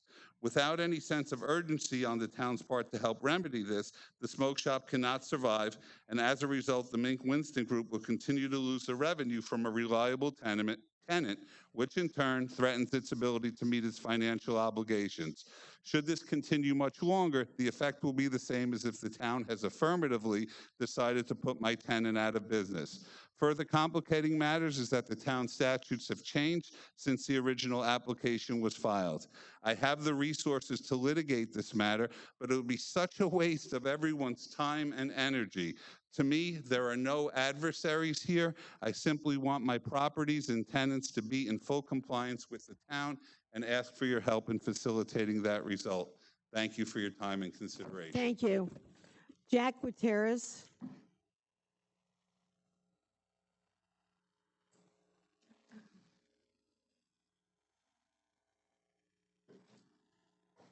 Good afternoon, Madam Supervisor, Board. I just want to take some time to talk one more time about ICE using our shooting range and training in the town of Islip. So my name is Jack Gutierrez. I'm a youth leader at Make the Road, New York. I am a resident of the town of Islip. I've lived in the township my whole life. I was even born in Southside here in Bayshore. In Bayshore. I live in Brentwood. My town is, this is my home, this town. This is my mother's home. This is my family's home. Most of my family lives all around this town. And this town is made of a vibrant immigrant community, right? Including the one that I live in. I live in Brentwood, a community that pays its fair shares in taxes and historically is underserved by this township. To this point, to the point that basically there's a federal lawsuit that has been filed to make sure that there was representation in our community, which we've had a lack of. I have family members and friends that were part of that fight as well. So when I found out that ICE was using our town resources to train how to shoot, kidnap, and murder people that look like me and all of my loved ones and all of my community members in Brentwood, right? It was appalling. It was disgusting to find that out. And I also want to point out, I'm no stranger to the fact that this township doesn't necessarily represent me or my community. I did some research and I came across something that the township published in the town forum. And you said that there was misinformation on social media. According to that article, this township has been using this township has been allowing ICE and DHS to use this facility since the 2000s. That's not something we're supposed to be proud of. That's not something that you should be telling us, hey, look, we're doing it, it's okay. This is not okay. And this is very concerning, especially considering many of the people who I encounter day to day are immigrants in this country. Now, a few months ago, as many other people have said, two brothers, Jose and Josue Trejo Lopez, were arrested and deported by ICE to El Salvador despite having no criminal record.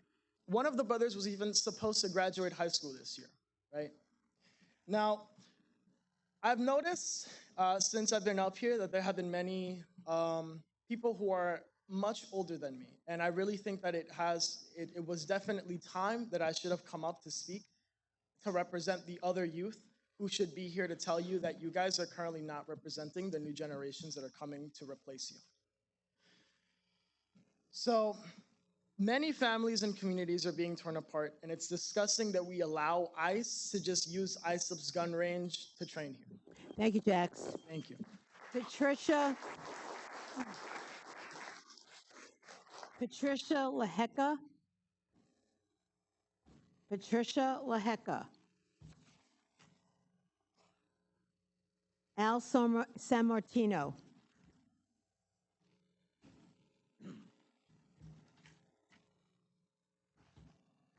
Afternoon, Supervisor Carpenter and the rest of the board. I spoke here, I want to say last September, in regards to the cannabis issue, and I was here at the last meeting. And not to change the subject, I am here to speak about the ICE issue, but it's a little more than telling that we're, concerned about tax revenue, yet we're taking federal dollars to allow ICE to train at the local gun range, as well as Lord knows anything else. I would think that we should have our priorities a little more sorted out, especially when so many people have come up and spoken in terms much more eloquently than I could ever put, that people feel unsafe, families are at risk, and law-abiding citizens don't feel safe walking the streets when we have ICE showing up at places like middle school graduations, Little League games, even immigration hearings to pull them from their communities and put them in detention centers, Lord knows where. I'm not going to waste any further time because I really don't know how else to discuss this. I'm not sure if you're all really willing to listen, but I'm disgusted as a descendant of immigrants. Thank you.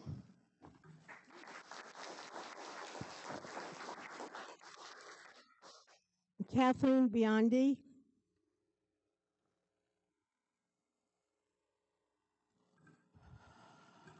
Kathleen Biondi.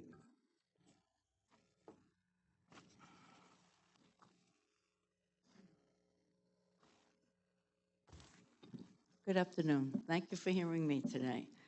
I just wanted to say I'm opposed also to the ICE facility. ICE is totally out of control. We have many immigrants here that are very valuable members of the community, that have children in school, that have valuable jobs. I worked for the government for 34 years, and we were always taught to treat everyone with respect and obey all the rules. And I always had great respect for the law. But at this point, it's appalling what's going on. There's instilling fear in all the people, taking people, violating their rights. There's no due process, no rule of law, no warrants, and they just have masks and grab people off the street. This is just not acceptable, and I think we all know that. It's not the way to do things. So all I want to say is that flag behind you is one nation under God, indivisible, with liberty and justice for all. So please do the right thing. Thank you. Thank you. Harry Penn.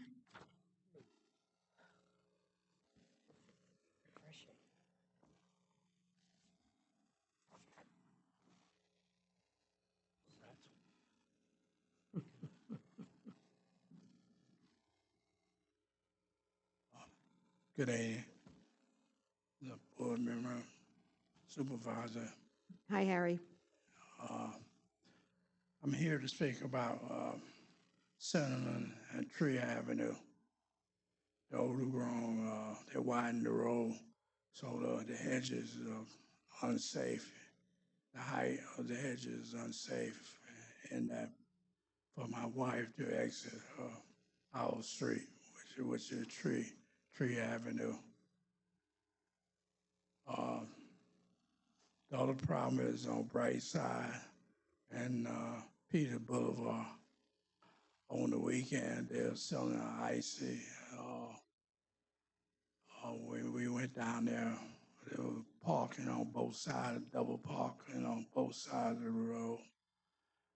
We couldn't get through, only one lane. That used to be the stair building place. But this is a weekend throughout our neighborhood that they setting up ice snowball in their front yard. So that seemed to be a problem, you know, who enforces it on weekend, the code. So that's what I have to say today. And my wife wasn't able to come this evening to support me. And I think my time is just about up. And so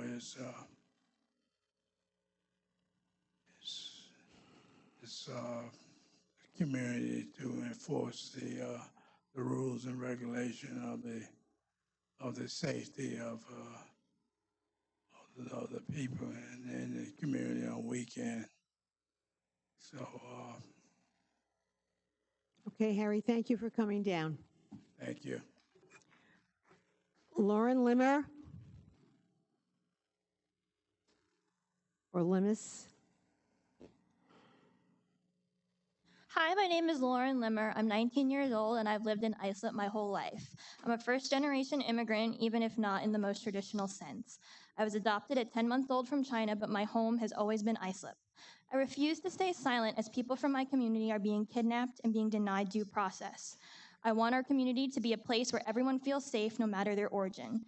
That's why I'm asking you to end the town's contract with the Immigration, Customs, and Enforcement and to support Councilman Jorge Guadron's resolution. The rifle range is paid for with our tax dollars, and it should be used for things that build trust and bring people together, not for training federal agents whose presence has made many of our neighbors afraid to leave their homes. When people think the town is working with ICE, they're less likely to report crimes or call for help in an emergency. That's not just a problem for families, that's a public safety problem that concerns all of us. I've heard stories from right here in our community, and you've heard them too. The Lopez brothers, as well as Elon Lemus, who is a U.S. citizen and electrician from Brentwood, who was handcuffed and detained by ICE agents in an unmarked car after being racially profiled. The incident was caught on video, and it has drawn national attention. These are not dangerous criminals. You've heard the facts, so I appeal to your humanity. They're a part of the fabric of our town. When our families are torn apart, the whole community suffers. I ask a simple, please protect our community and make it a place where everyone can feel welcome. Thank you, Lauren. Rich Bamonte. Rich Bamonte.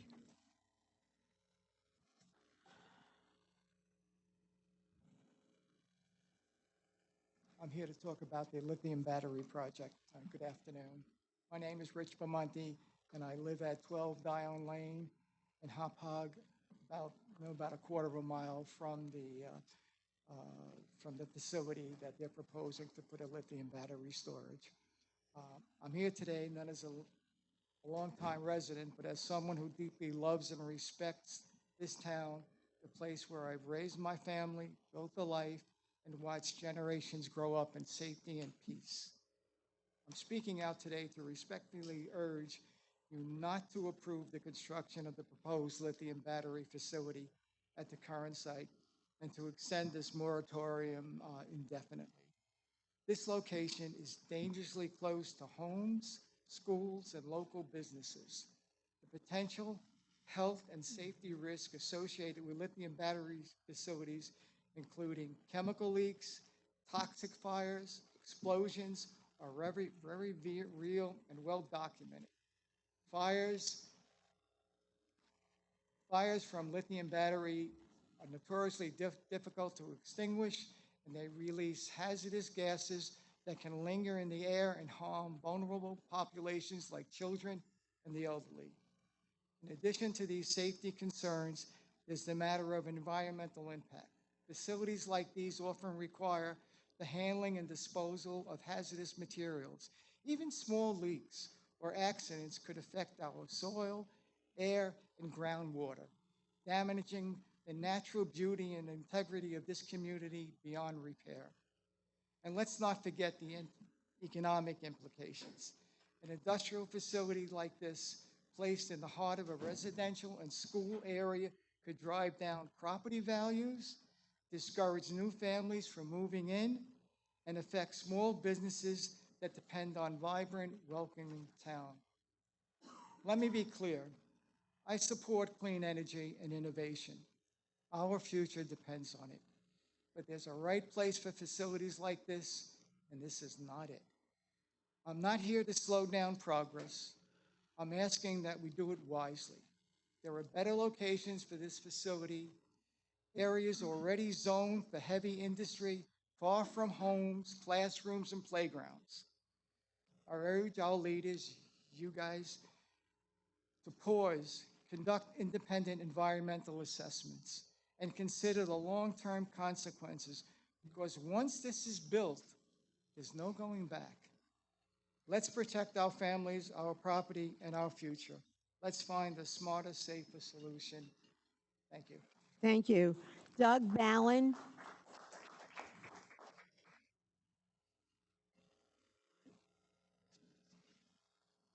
Good afternoon, Honorable Town Council. I thank you for your service to the community.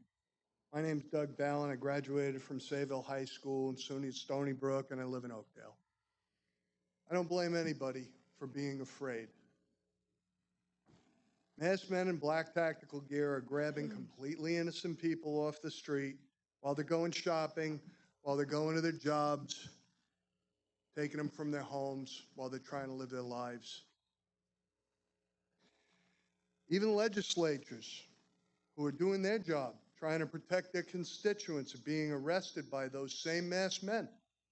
Congresswoman Monica MacIver and Senator Alex Padilla are two recent examples in America, right now. Sarah Lisbeth Lopez Garcia, a productive Long Islander until 2 months ago, Andrea Velez and Adrian Martinez are all recent examples. These are real people with real names who were totally innocent. Literally thousands of others are separated from their families, from their children in America. I don't blame anybody for being afraid. Defending your country has always been potentially dangerous. In this country, 250 years ago, a group of people decided to challenge the ruler of the largest empire in the world. They risked everything. And since that time, many thousands of Americans have died defending democracy in this country and all around the world. Many of those who survived would do it again because they're proud of what they did.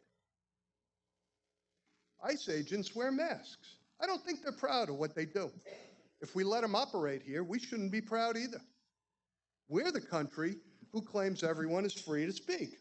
And we're the country that claims we protect people's rights all around the world, and yet we're not protecting the rights of our own people right here, right now. We've been watching a whole bunch of Republican senators and congressmen voting against their constituents' best interests over and over again because they were afraid. They cut services for the poor and the middle class here on Long Island at the same time they gave away tax breaks. And now he wants to build a $200 million ballroom. I don't blame anybody for being afraid. You're challenging the ruler of the largest empire in the world. But if you're not outraged by what's going on, what exactly are you? Don't believe the lies. They are creating a police state, and no honest American wants that. I respectfully ask that you speak out against this oppression and block any secret police force that terrorizes the people who live in your district. Thank you.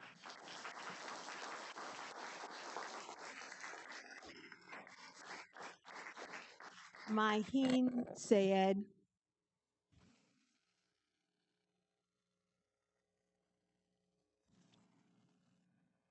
Hello, my name is Maheen. I am a Suffolk resident for the last 20 years, and I'm also a communications associate with All Our Energy. We're a Long Island-based environmental nonprofit focused on the climate, environment, and energy issues. So the best choices for our residents are going to be ones that are based on facts, not on fear-mongering disinformation. The February 2024 report by the industry consulting firm Clean Energy Associates says the risk of defects in battery storage is very rare. It's a highly regulated industry and doesn't have any more defects than other industries such as cars or home goods or your phones. Moreover, of the 40 known battery storage fires worldwide in the past decade, there were virtually no injuries. And that February 2024 report from the CAA found that there were no deaths among those fires, and that most incidents would be prevented by newer technological advancements and better testing. On the topic of fires, according to the US government data, EV fires appear to occur at 25.1 fires for every 100,000 vehicles, compared to 1,529 fires for gas-powered vehicles. So gasoline engine cars are 60 times more likely to catch fire than EV vehicles. Still no moratorium on gas engines. Yet there are no moratoriums for the there's no moratoriums also for the nearly 18,000 methane gas pipeline and distribution fires over the same course of time in the US alone. Battery storage is also cheaper. Our rates will hike by National Grid's rate hike will start at $33 a month, and that will rise to an additional $64 a month by 2026. So a 40% gas rate hike in 3 years, just to keep dirty energy plants profitable, which are only used a few days a year.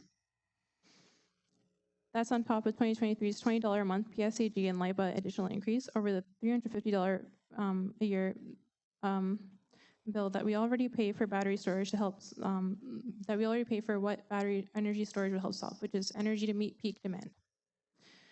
So we sincerely hope that you make the good faith effort to make the decision for a resilient grid, for safer, cheaper, cleaner, renewable energy. Please let the moratorium expire. Thank you. Cheryl Keschner.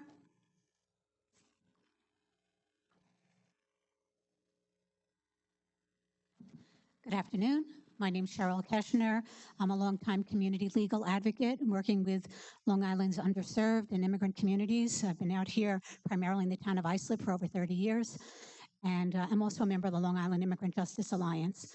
My grandparents came here as immigrants to pursue the American dream and to escape persecution like many of our immigrants today, and they also deserve a chance to pursue the American dream. Unfortunately, as many people have said, many of our immigrants are having those dreams robbed from them. They're being kidnapped from our communities, and their children are being left without their parents, and families are struggling to be able to pay the rent, to be able to get food, and to be able to survive. You may say this is a federal issue and that you have nothing to do with it, but you do. You are one piece of the puzzle, and you can make a difference doing something about that one piece of the puzzle. And so I'm here to implore you today, number one, please speak out and show your solidarity with our immigrant community. They need you now. They need you. Two, please sever all contracts with Homeland Security. Do not allow them to use a shooting range, which they're using for target practice, to detain and hurt our immigrant community. Three, do not allow any county property, any town property to be used for ICE to park their vehicles, to use as staging areas, to use in any way, shape, or form to formulate their plans or to stake out our immigrant communities. Also expressing my displeasure at the fact that you did allow Avalon Airlines to come to MacArthur Airport, that you approved that.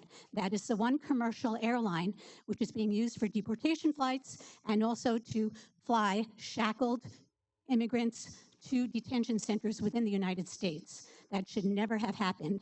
So please do not allow any town resources to go towards Avalo. Do not engage in any contracts with them. Do not do any business with them.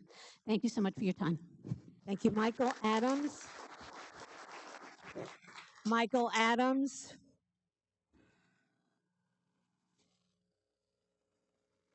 Good afternoon, everybody. I'm sorry for my disheveled appearance. It was hotter than heck outside in that hallway with everybody here. It's not very cool here either. Absolutely, absolutely. Anyways, I am here as a member of Long Island DSA to join the chorus of people who are speaking in opposition to the town's contract with ICE and to call for justice for our immigrant comrades. Rather than repeat our line on this, I want to offer the perspective of someone we haven't gotten to hear from, which are the actual victims of this American Gestapo. On August 3rd, immigration activist Yochito Santiago was detained by Customs and Border Patrol at El Paso without any charges and is currently being held in federal detention. But she has sent us a message to let us know what the conditions are like that she is facing. And as I read this out loud, I want you and I want everybody in here to think about the fact that this is exactly what the 1,400 people who have been detained in the Nassau County Jail in East Meadow, our good immigrant neighbors and friends and community members, are also going through. Today marks 1 week since the encounter with the Border Patrol agent in El Paso, Texas airport. A racist white man saw me as a disposable person. Today marks 1 week of not being able to see the sunsets every evening, of not being able to feel the warmth of the land, of not being able to sprout seeds or hear the elders and children laugh. It has been a week full of histories of strife rooted in forced immigration, and to come face to face with the criminalization of the immigrant, getting to see the guts of the for-profit prison system that scrutinizes every move we make, that locks us far away from our loved ones, where the lights are on day and night, where every evening's dinner is a frozen ham and cheese sandwich, crackers, and orange juice. When you ask for permission to use the bathroom and bathe yourself at certain times of the day, where the security guards who work at night don't let us sleep peacefully. They have radios set at the highest volume and loud conversations with one another. Those that work here make fun of immigrants in English. There are 2 pregnant women who have not received the appropriate attention regarding nourishment. When people get sick, they make fun of them and the nurses only offer them water. The water in here stinks, and yet we still drink it. We are not allowed to have variations of social norms in relation to masculinity and femininity. That is to say that the workers here hate queer people. Here we breathe fellowship and society. Here we share ailments, stories, advice, encouragements, and learn to play games together. Thank you so much for accompanying me in this journey. In the words of Roque Dalton, the Salvadorian poet, my veins don't end in me, but in the unanimous blood of those who struggle for life, love, little things, landscape, and bread, the poetry of everyone. And how they say in the South, the fight continues until dignity becomes the norm. Free them all and end this contract, please. Timothy Karsich. Timothy Karsich. Hi, everybody. My name is Tim. I'm a Deer Park resident, and I'm a high school English teacher in Wyandanch. As an out-of-towner, I'll speak about ISLIP's contract with ICE at the end, but first, I want to remind everyone that while ICE is a federal agency, silence is still violence. And so I want to begin by dispelling some myths about immigration. I want to be clear that there is no immigration or border crisis. It's a displacement crisis, and that the cruelty of it all is the point, because the suffering of the other unites the far right. And their dream of racial citizenship and false rhetoric about coming here the right way, taxes, crime, and jobs, they serve to deflect responsibility away from those in power that caused the displacement and suffering to begin with. The United States simply does not need to control who's coming into or leaving the country. The idea that it does is rooted in eugenics and population control, and that's fascism. As for deporting criminals, I'm reminded that the rule of law is so often unjust and selectively applied. It's not a barometer for morality. Rosa Parks did not sit at the front of her bus legally. If we're exiling supposed criminals to countries they've never been to, why aren't we including everyone who lights illegal fireworks on the 4th of July too? If we're talking about MS-13, why aren't we talking about how it originated in our prison system and how its members were trained by a former American Green Beret? It seems to me that we're having the wrong conversations and that deportations and militarized cops and borders are wholly unnecessary. The causes of the displacement crisis are the super exploitative free trade agreements and the policies of the International Monetary Fund and the World Bank. It's the US war machine that intervenes and overthrows democratically elected governments in a depraved anti-communist crusade going back decades. It's not the relatives of the kids that I teach to read and write every day. Onto the contract. It's so they can use a shooting range. Can anyone tell me who they're shooting at?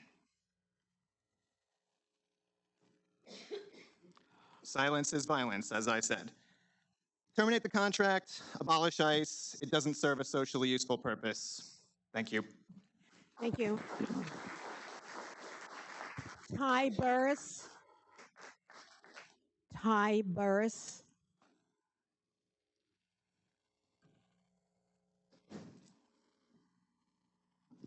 Good afternoon. My name is Ty Burris. My pronouns are he, him, or she, her, and I am a student who just recently graduated high school. Excuse me. Growing up in a racially diverse community has afforded me the opportunity to befriend all different types of people. Most of my friends the past 18 years of my life have been Latinas.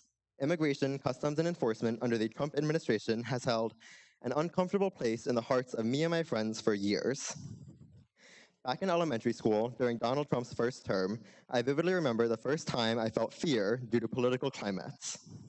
I sat on the bench at recess watching my Latina friends playing, wondering if they would be stolen from me and our homes. Years later, as I graduate high school, this fear persists. Only now it's more gut-wrenching. With the Trump administration stripping regulations on occurrence of ICE operations near schools, hospitals, and law offices, people of color do not feel safe participating in daily life. I had to question if I would see all my peers at graduation, or if they would be kidnapped by ICE before then. Furthermore, during the graduation ceremony, me and my classmates anxiously watched the doors to see if ICE agents would be raiding our ceremony. My father, who teaches the 7th grade in Queens, had nearly 15 students stop showing up to school, with parents excusing their absences out of fear of ICE raids. These fears are only exacerbated when we see unidentified, masked agents in unmarked vehicles appearing in our neighborhoods, kidnapping locals, detaining bagel shop owners with no criminal records, and practicing with firearms on ice-lipped shooting ranges. Might I add, it is alarming when agents whose job is to detain immigrants are seen practicing how to shoot, when they should be practicing de-escalation techniques. Racial profiling performed by ICE agents aren't rumors. The New York Civil Liberties Union has accused ICE agents of targeting people based on their ethnic appearances.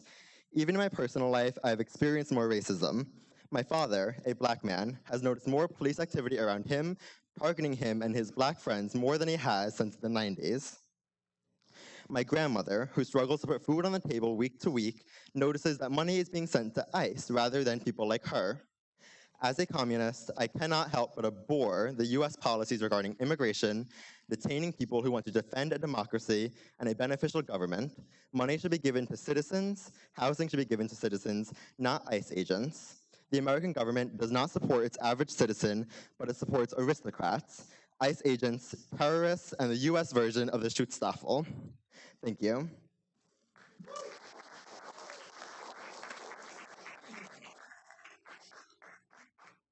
Christopher Clerk.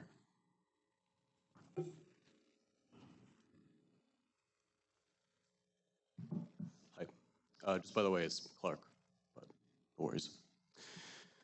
No amount of ICE blood money justifies the contract, but $12,000 a year is pitiful. I will not rehash what my friends and neighbors have already said. Cancel the contract, stop letting ICE on town property, like fire departments and parking lots, and stop using town money for Avello Abduction Airlines, or we will be here again next month. Thank you. Thank you. That's all the cards that I have. Motion to close public portion, please. Motion. Motion by Councilman McElway. I'll second that. All those in favor, opposed. The public portion is closed. We will go to the agenda. First item on the agenda is the meeting of the Town of Islip Industrial Development Agency. We have a motion to convene. Motion. I will second that. All those in favor, opposed. We are convened. A quorum is present. Thank you, Madam Chair. Good afternoon. Members of the agency board. My name is John Walzer. I'm the executive director, 40 Nassau Avenue, Islip, New York.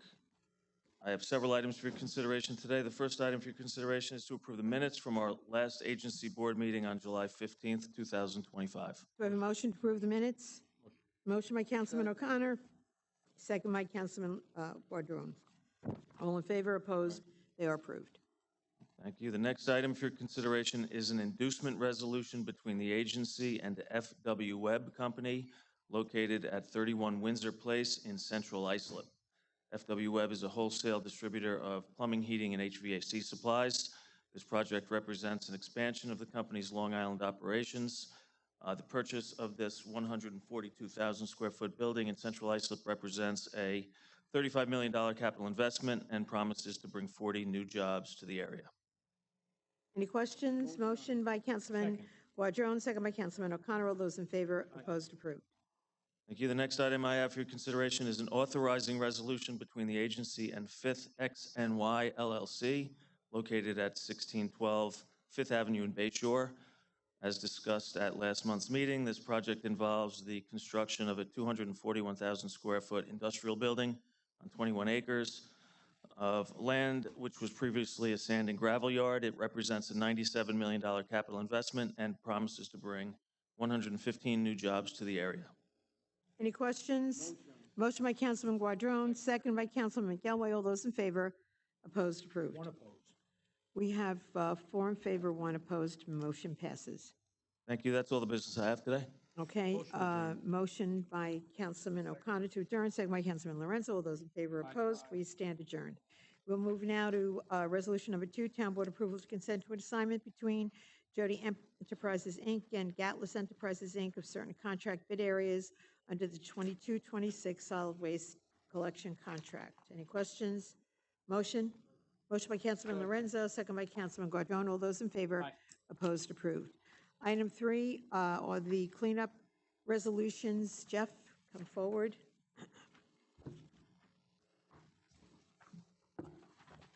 Good afternoon, Madam Supervisor, members of the Town Board, and the Town Clerk. Jeffrey Panache, Assistant Town Attorney, 655 Main Street, Islip, New York.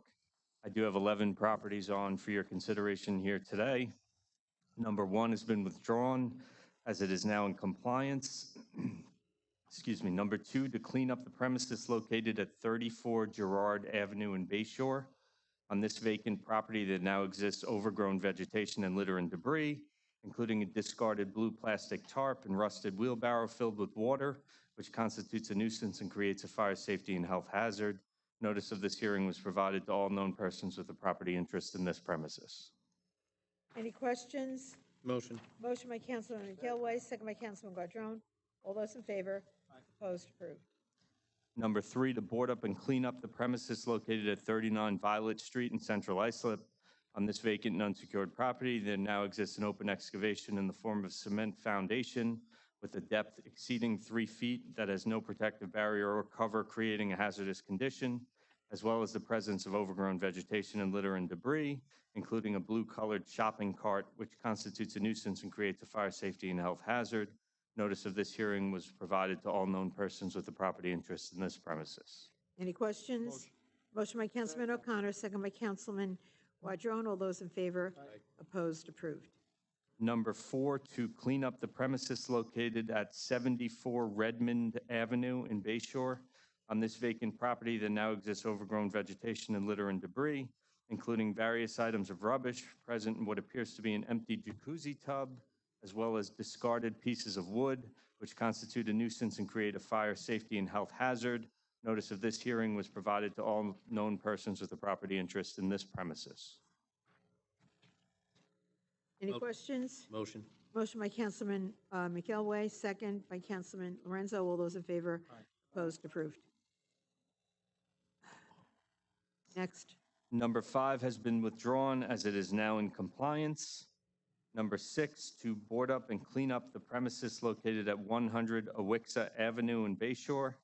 On this vacant and unsecured property, there now exists a dwelling with holes in its peaks, open doors, and broken windows, allowing access to its interior, 2 unsecured accessory structures, as well as the presence of overgrown vegetation throughout and litter and debris, including a pile of wood, piles of decaying vegetation, and household debris, which constitute a nuisance and create a fire safety and health hazard. Notice of this hearing was provided to all known persons with a property interest in this premises. Any questions? Motion. Motion by Councilman McElway, second by Councilman Lorenzo. All those in favor? Opposed? Approved. Number 7 has been withdrawn as it is now in compliance. Number 8 has also been withdrawn as it is now in compliance. Number 9, to clean up the premises located at 267 Manhasset Street in Islip.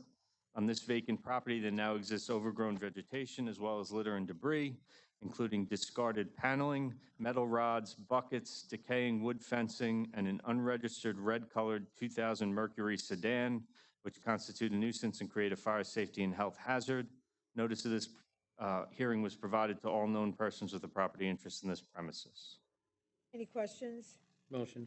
Motion by Councilman McElway, second by Councilman Lorenzo. All those in favor? Aye. Opposed? Approved. Number 10, to clean up the premises located at 332 Shore Drive in Oakdale. On this vacant property, there now exists overgrown vegetation and litter and debris, including a discarded hockey net located on the vegetation on the property, which constitutes a nuisance and creates a fire safety and health hazard. Notice of this hearing was provided to all known persons with a property interest in this premises. Any questions? Motion. Motion by Councilman O'Connor, second by Councilman Lorenzo. All those in favor? Aye. Opposed? Approved. Number 11, to board up and clean up the premises located at 741 Ocean Avenue in Bohemia. On this vacant and unsecured property, there now exists a dwelling with a roof in a state of disrepair, as well as the presence of overgrown vegetation and litter and debris, which constitute a nuisance and create a fire safety and health hazard. Notice of this hearing was provided to all known persons with a property interest in this premises. Any questions? Motion. Motion by Councilman O'Connor, second by Councilman Lorenzo. All those in favor? Opposed? Approved. Thank you. Thank you, Jeff. We will move to item 4, the appropriation transfers. I know they've all been reviewed. Any questions? Hearing none. Motion. Motion by Councilman McElway, second. Second by Councilman Lorenzo. All those in favor? Opposed? Approved. One opposed. We have 4 in favor, 1 opposed. It carries. Item 5, authorization for supervisor to execute a local partnership agreement with the State of New York for periodic renourishment of the Fire Island Inlet to Montauk Point, New York Coastal Storm Risk Management Project. Any questions? Motion by Councilman McElway, second by Councilman Guadron. All those in favor? Aye. Opposed? Approved. Number 6, Town Board approval of the list of individuals provided by several ambulance corps for participation in the 2024 Service Awards program known as LOSAP. Any questions? Motion by Councilman Guadron, second by Councilman Lorenzo. All those in favor? Opposed? Approved. Item 7, authorization for town clerk to advertise for public hearing to amend the Town of Islip Uniform Traffic Code. No questions. Motion by Councilman O'Connor, second by Councilman Guadron. All those in favor? Opposed? Approved. Item 8, acceptance of funds from Suffolk County Water Authority to compensate the town for the paving restoration work on several streets in West Islip. The paving work is going on, although we'd ask residents to be patient. We can't do it all at once. We do it a road at a time, and it's happening. Any questions? Motion by Councilman McElway. I'll second that motion. All those in favor? Aye. Opposed? Approved. Item 9 are the special events. Lots still happening around town. Motion? Motion by Councilman Guadron, second by Councilman O'Connor. All those in favor? Opposed? Approved. Item 10, Town Board approval to designate Alliant Group LP as the sole source supplier for services required for document processing automation. Motion by Councilman Lorenzo, second by Councilman Guadron. All those in favor? Aye. Opposed? Approved. 11 of the bid awards. Again, they've all been reviewed. Any questions? Motion by Councilman, was that Lorenzo? Lorenzo, second by Councilman McElway. All those in favor? Aye. Opposed? Approved. Item 12, likewise, are the option year resolutions. Any questions? Motion? Motion by Councilman Lorenzo, second by Councilman O'Connor. All those in favor? Opposed? Approved. Item 13, authorization supervisor to enter in several agreements for programs or events to be held throughout the town of Islip. Any questions? Motion by Councilman Guadron, second by Councilman McElway. All those in favor? Opposed? Approved. Item 14, authorization for supervisor to execute an amendment to the professional services agreement with L.K. McLean Associates P.C. for administration and construction inspection services. Any questions? Motion? Motion by Councilman Lorenzo, second by Councilman Guadron. All those in favor? Opposed? It is approved. Item 15, Town Board approval to adopt the revisions to the Administrative Procedures Manual, Section 323, Family and Medical Leaves of Absence Policy. Any questions? Motion by Councilman O'Connor, second by Councilman Guadron. All those in favor? Opposed? Approved. Item 16, acceptance of a bargain and sale deed from Brothers Duo 3 LLC for a piece of property located at 271 Carlton Avenue, Central Islip. Any questions? Motion by Councilman O'Connor, second by Councilman Guadron. All those in favor? Opposed? Approved. Item 17, acceptance of a deed from 1895 Union Boulevard Corp. for a road widening dedication for a piece of property along the east side of Lakeview for highway purposes. Any questions? Motion? Motion by Councilman McGelway, second by Councilman Lorenzo. All those in favor? Opposed? Approved. 18, authorization for supervisor to enter into a one-year contract extension with Integrity Communication Technologies LLC for contract DPD 1-24, supply and install low-voltage wiring for town facilities. Any questions? Motion by Councilman Guadrone, second by Councilman Lorenzo. All those in favor? Opposed? Approved. Item 19, authorization supervisor to execute a contract with JM Nassau Suffolk Landscape Company, Inc. for contract number DPD 2-25 recharge basin plantings in Bayshore. Any questions? Motion. Councilman McGelway, second by Councilman Lorenzo. All those in favor? Opposed? Approved. 20, town board approval permitting the Planning and Development Department to submit an application to the New York State Long Island Forward Housing Program for parking management plan as part of the New York State Downtown Revitalization Initiative. Any questions? I have a question. Yeah, I have a question. Go ahead, I'll yield to you, sir. Go ahead. No, I make the motion. Oh, I'm I have a sorry. question. Will, I had asked you Well, some let's questions. make a motion Oh, to sure, get sure, it yeah, and then live. I'll ask my Motion, question after. and I will second the motion, and on the motion, we have a question. Councilman. Well, I just asked you for some further information during my briefing on Friday. Have you been able to get that from the planning department? Okay, you'll forward that to me? Thank you. Okay, on the motion then, we have a motion and a second. All those in favor? Opposed? Approved. 21, authorization town clerk to advertise for public hearing to amend Islip Town Code, Section 68-457, moratorium for the development of battery energy storage system. I'll make that motion. Do I have a second? Second by Councilman Lorenzo. All those in favor? Opposed? Approved. Item 22, authorization of town clerk to advertise for public hearing to consider entering into a cable franchise renewal agreement with Verizon New York to provide cable services to town residents. Any questions? Motion? Motion by Councilman Lorenzo, second by Councilman McElway. All those in favor? Opposed? Approved. Item 23, authorization of town clerk to advertise for public hearing to consider entering into a cable franchise renewal agreement with Altice USA Inc. and Samsung Cablevision Corporation LLC for a period of 5 years. Motion by Councilman Guadrone, second by Councilman Lorenzo. All those in favor? Opposed? Approved. Item 24, authorization for supervisor to execute an agreement with the Federal Aviation Administration for a transfer of entitlement funds pertaining to the Bayport Aerodrome. Any questions? Motion by Councilman Lorenzo, second by Councilman McElway. All those in favor? Opposed? Approved. Item 25, authorization for supervisor to execute the 5th option year to the contract with Signature Technologies, Inc., DPA ComNet Software, the sole supplier in connection with MUFIDS and digital paging systems at Long Island MacArthur Airport. Any questions? Motion. Motion by Councilman Guadrone, second by Councilman Lorenzo. All those in favor? Opposed? Approved. Item 26, authorization for supervisor to execute an agreement with EnviroTrack for reconstruction of the glycol system at Long Island MacArthur Airport. Any questions? Motion. Councilman Lorenzo, second by Councilman McElway. All those in favor? Opposed? Approved. 27, authorization supervisor to execute an operating agreement with Lyft Inc. to provide ground transportation services at Long Island MacArthur Airport. Any questions? Motion. Motion by Councilman Lorenzo, second Second. by Councilman Guadrone. All those in favor? Opposed? Approved. Item 28, authorization supervisor to execute an operating agreement with Razor New York DBA Uber to provide ground transportation services at Long Island MacArthur Airport.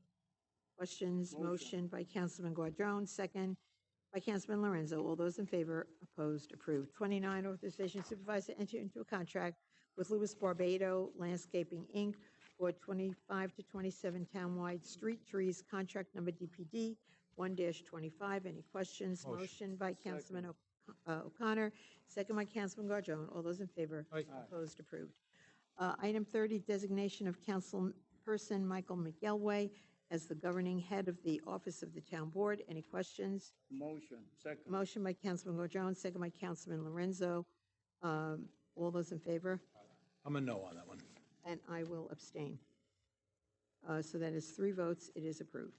Item 31, authorization for supervisor to execute and submit to New York State DOT documentation necessary to respond to their 2025 Title VI compliance review in order for the town to remain eligible for federal transportation funding. Any questions?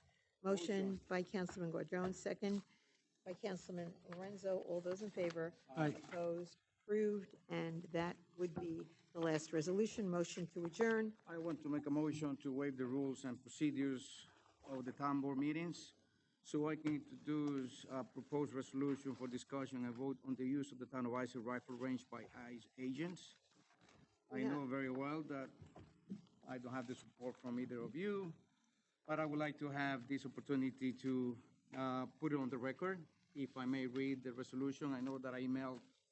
the We all have proposed copies of the to you. resolution, and you can give it to the clerk, and it'll be, put on the town. Well,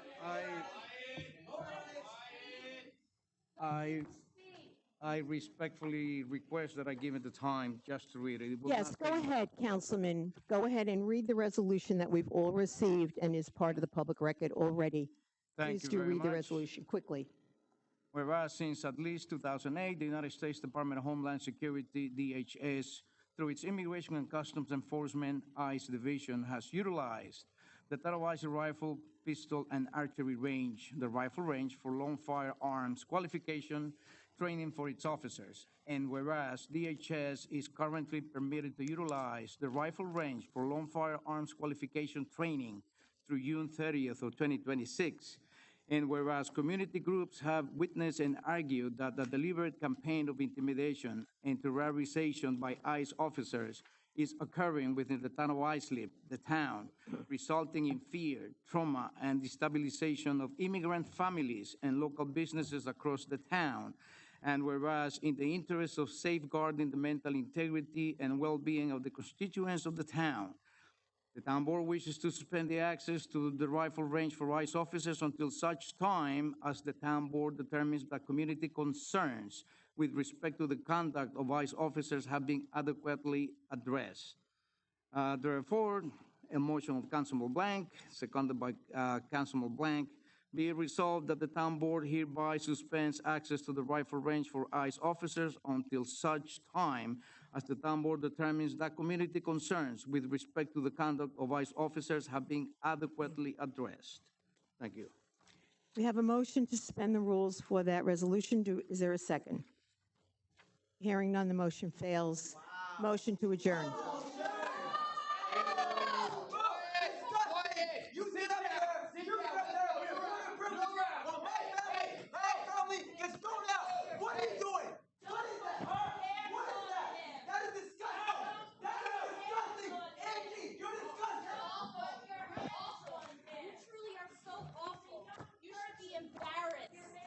You should be embarrassed, truly.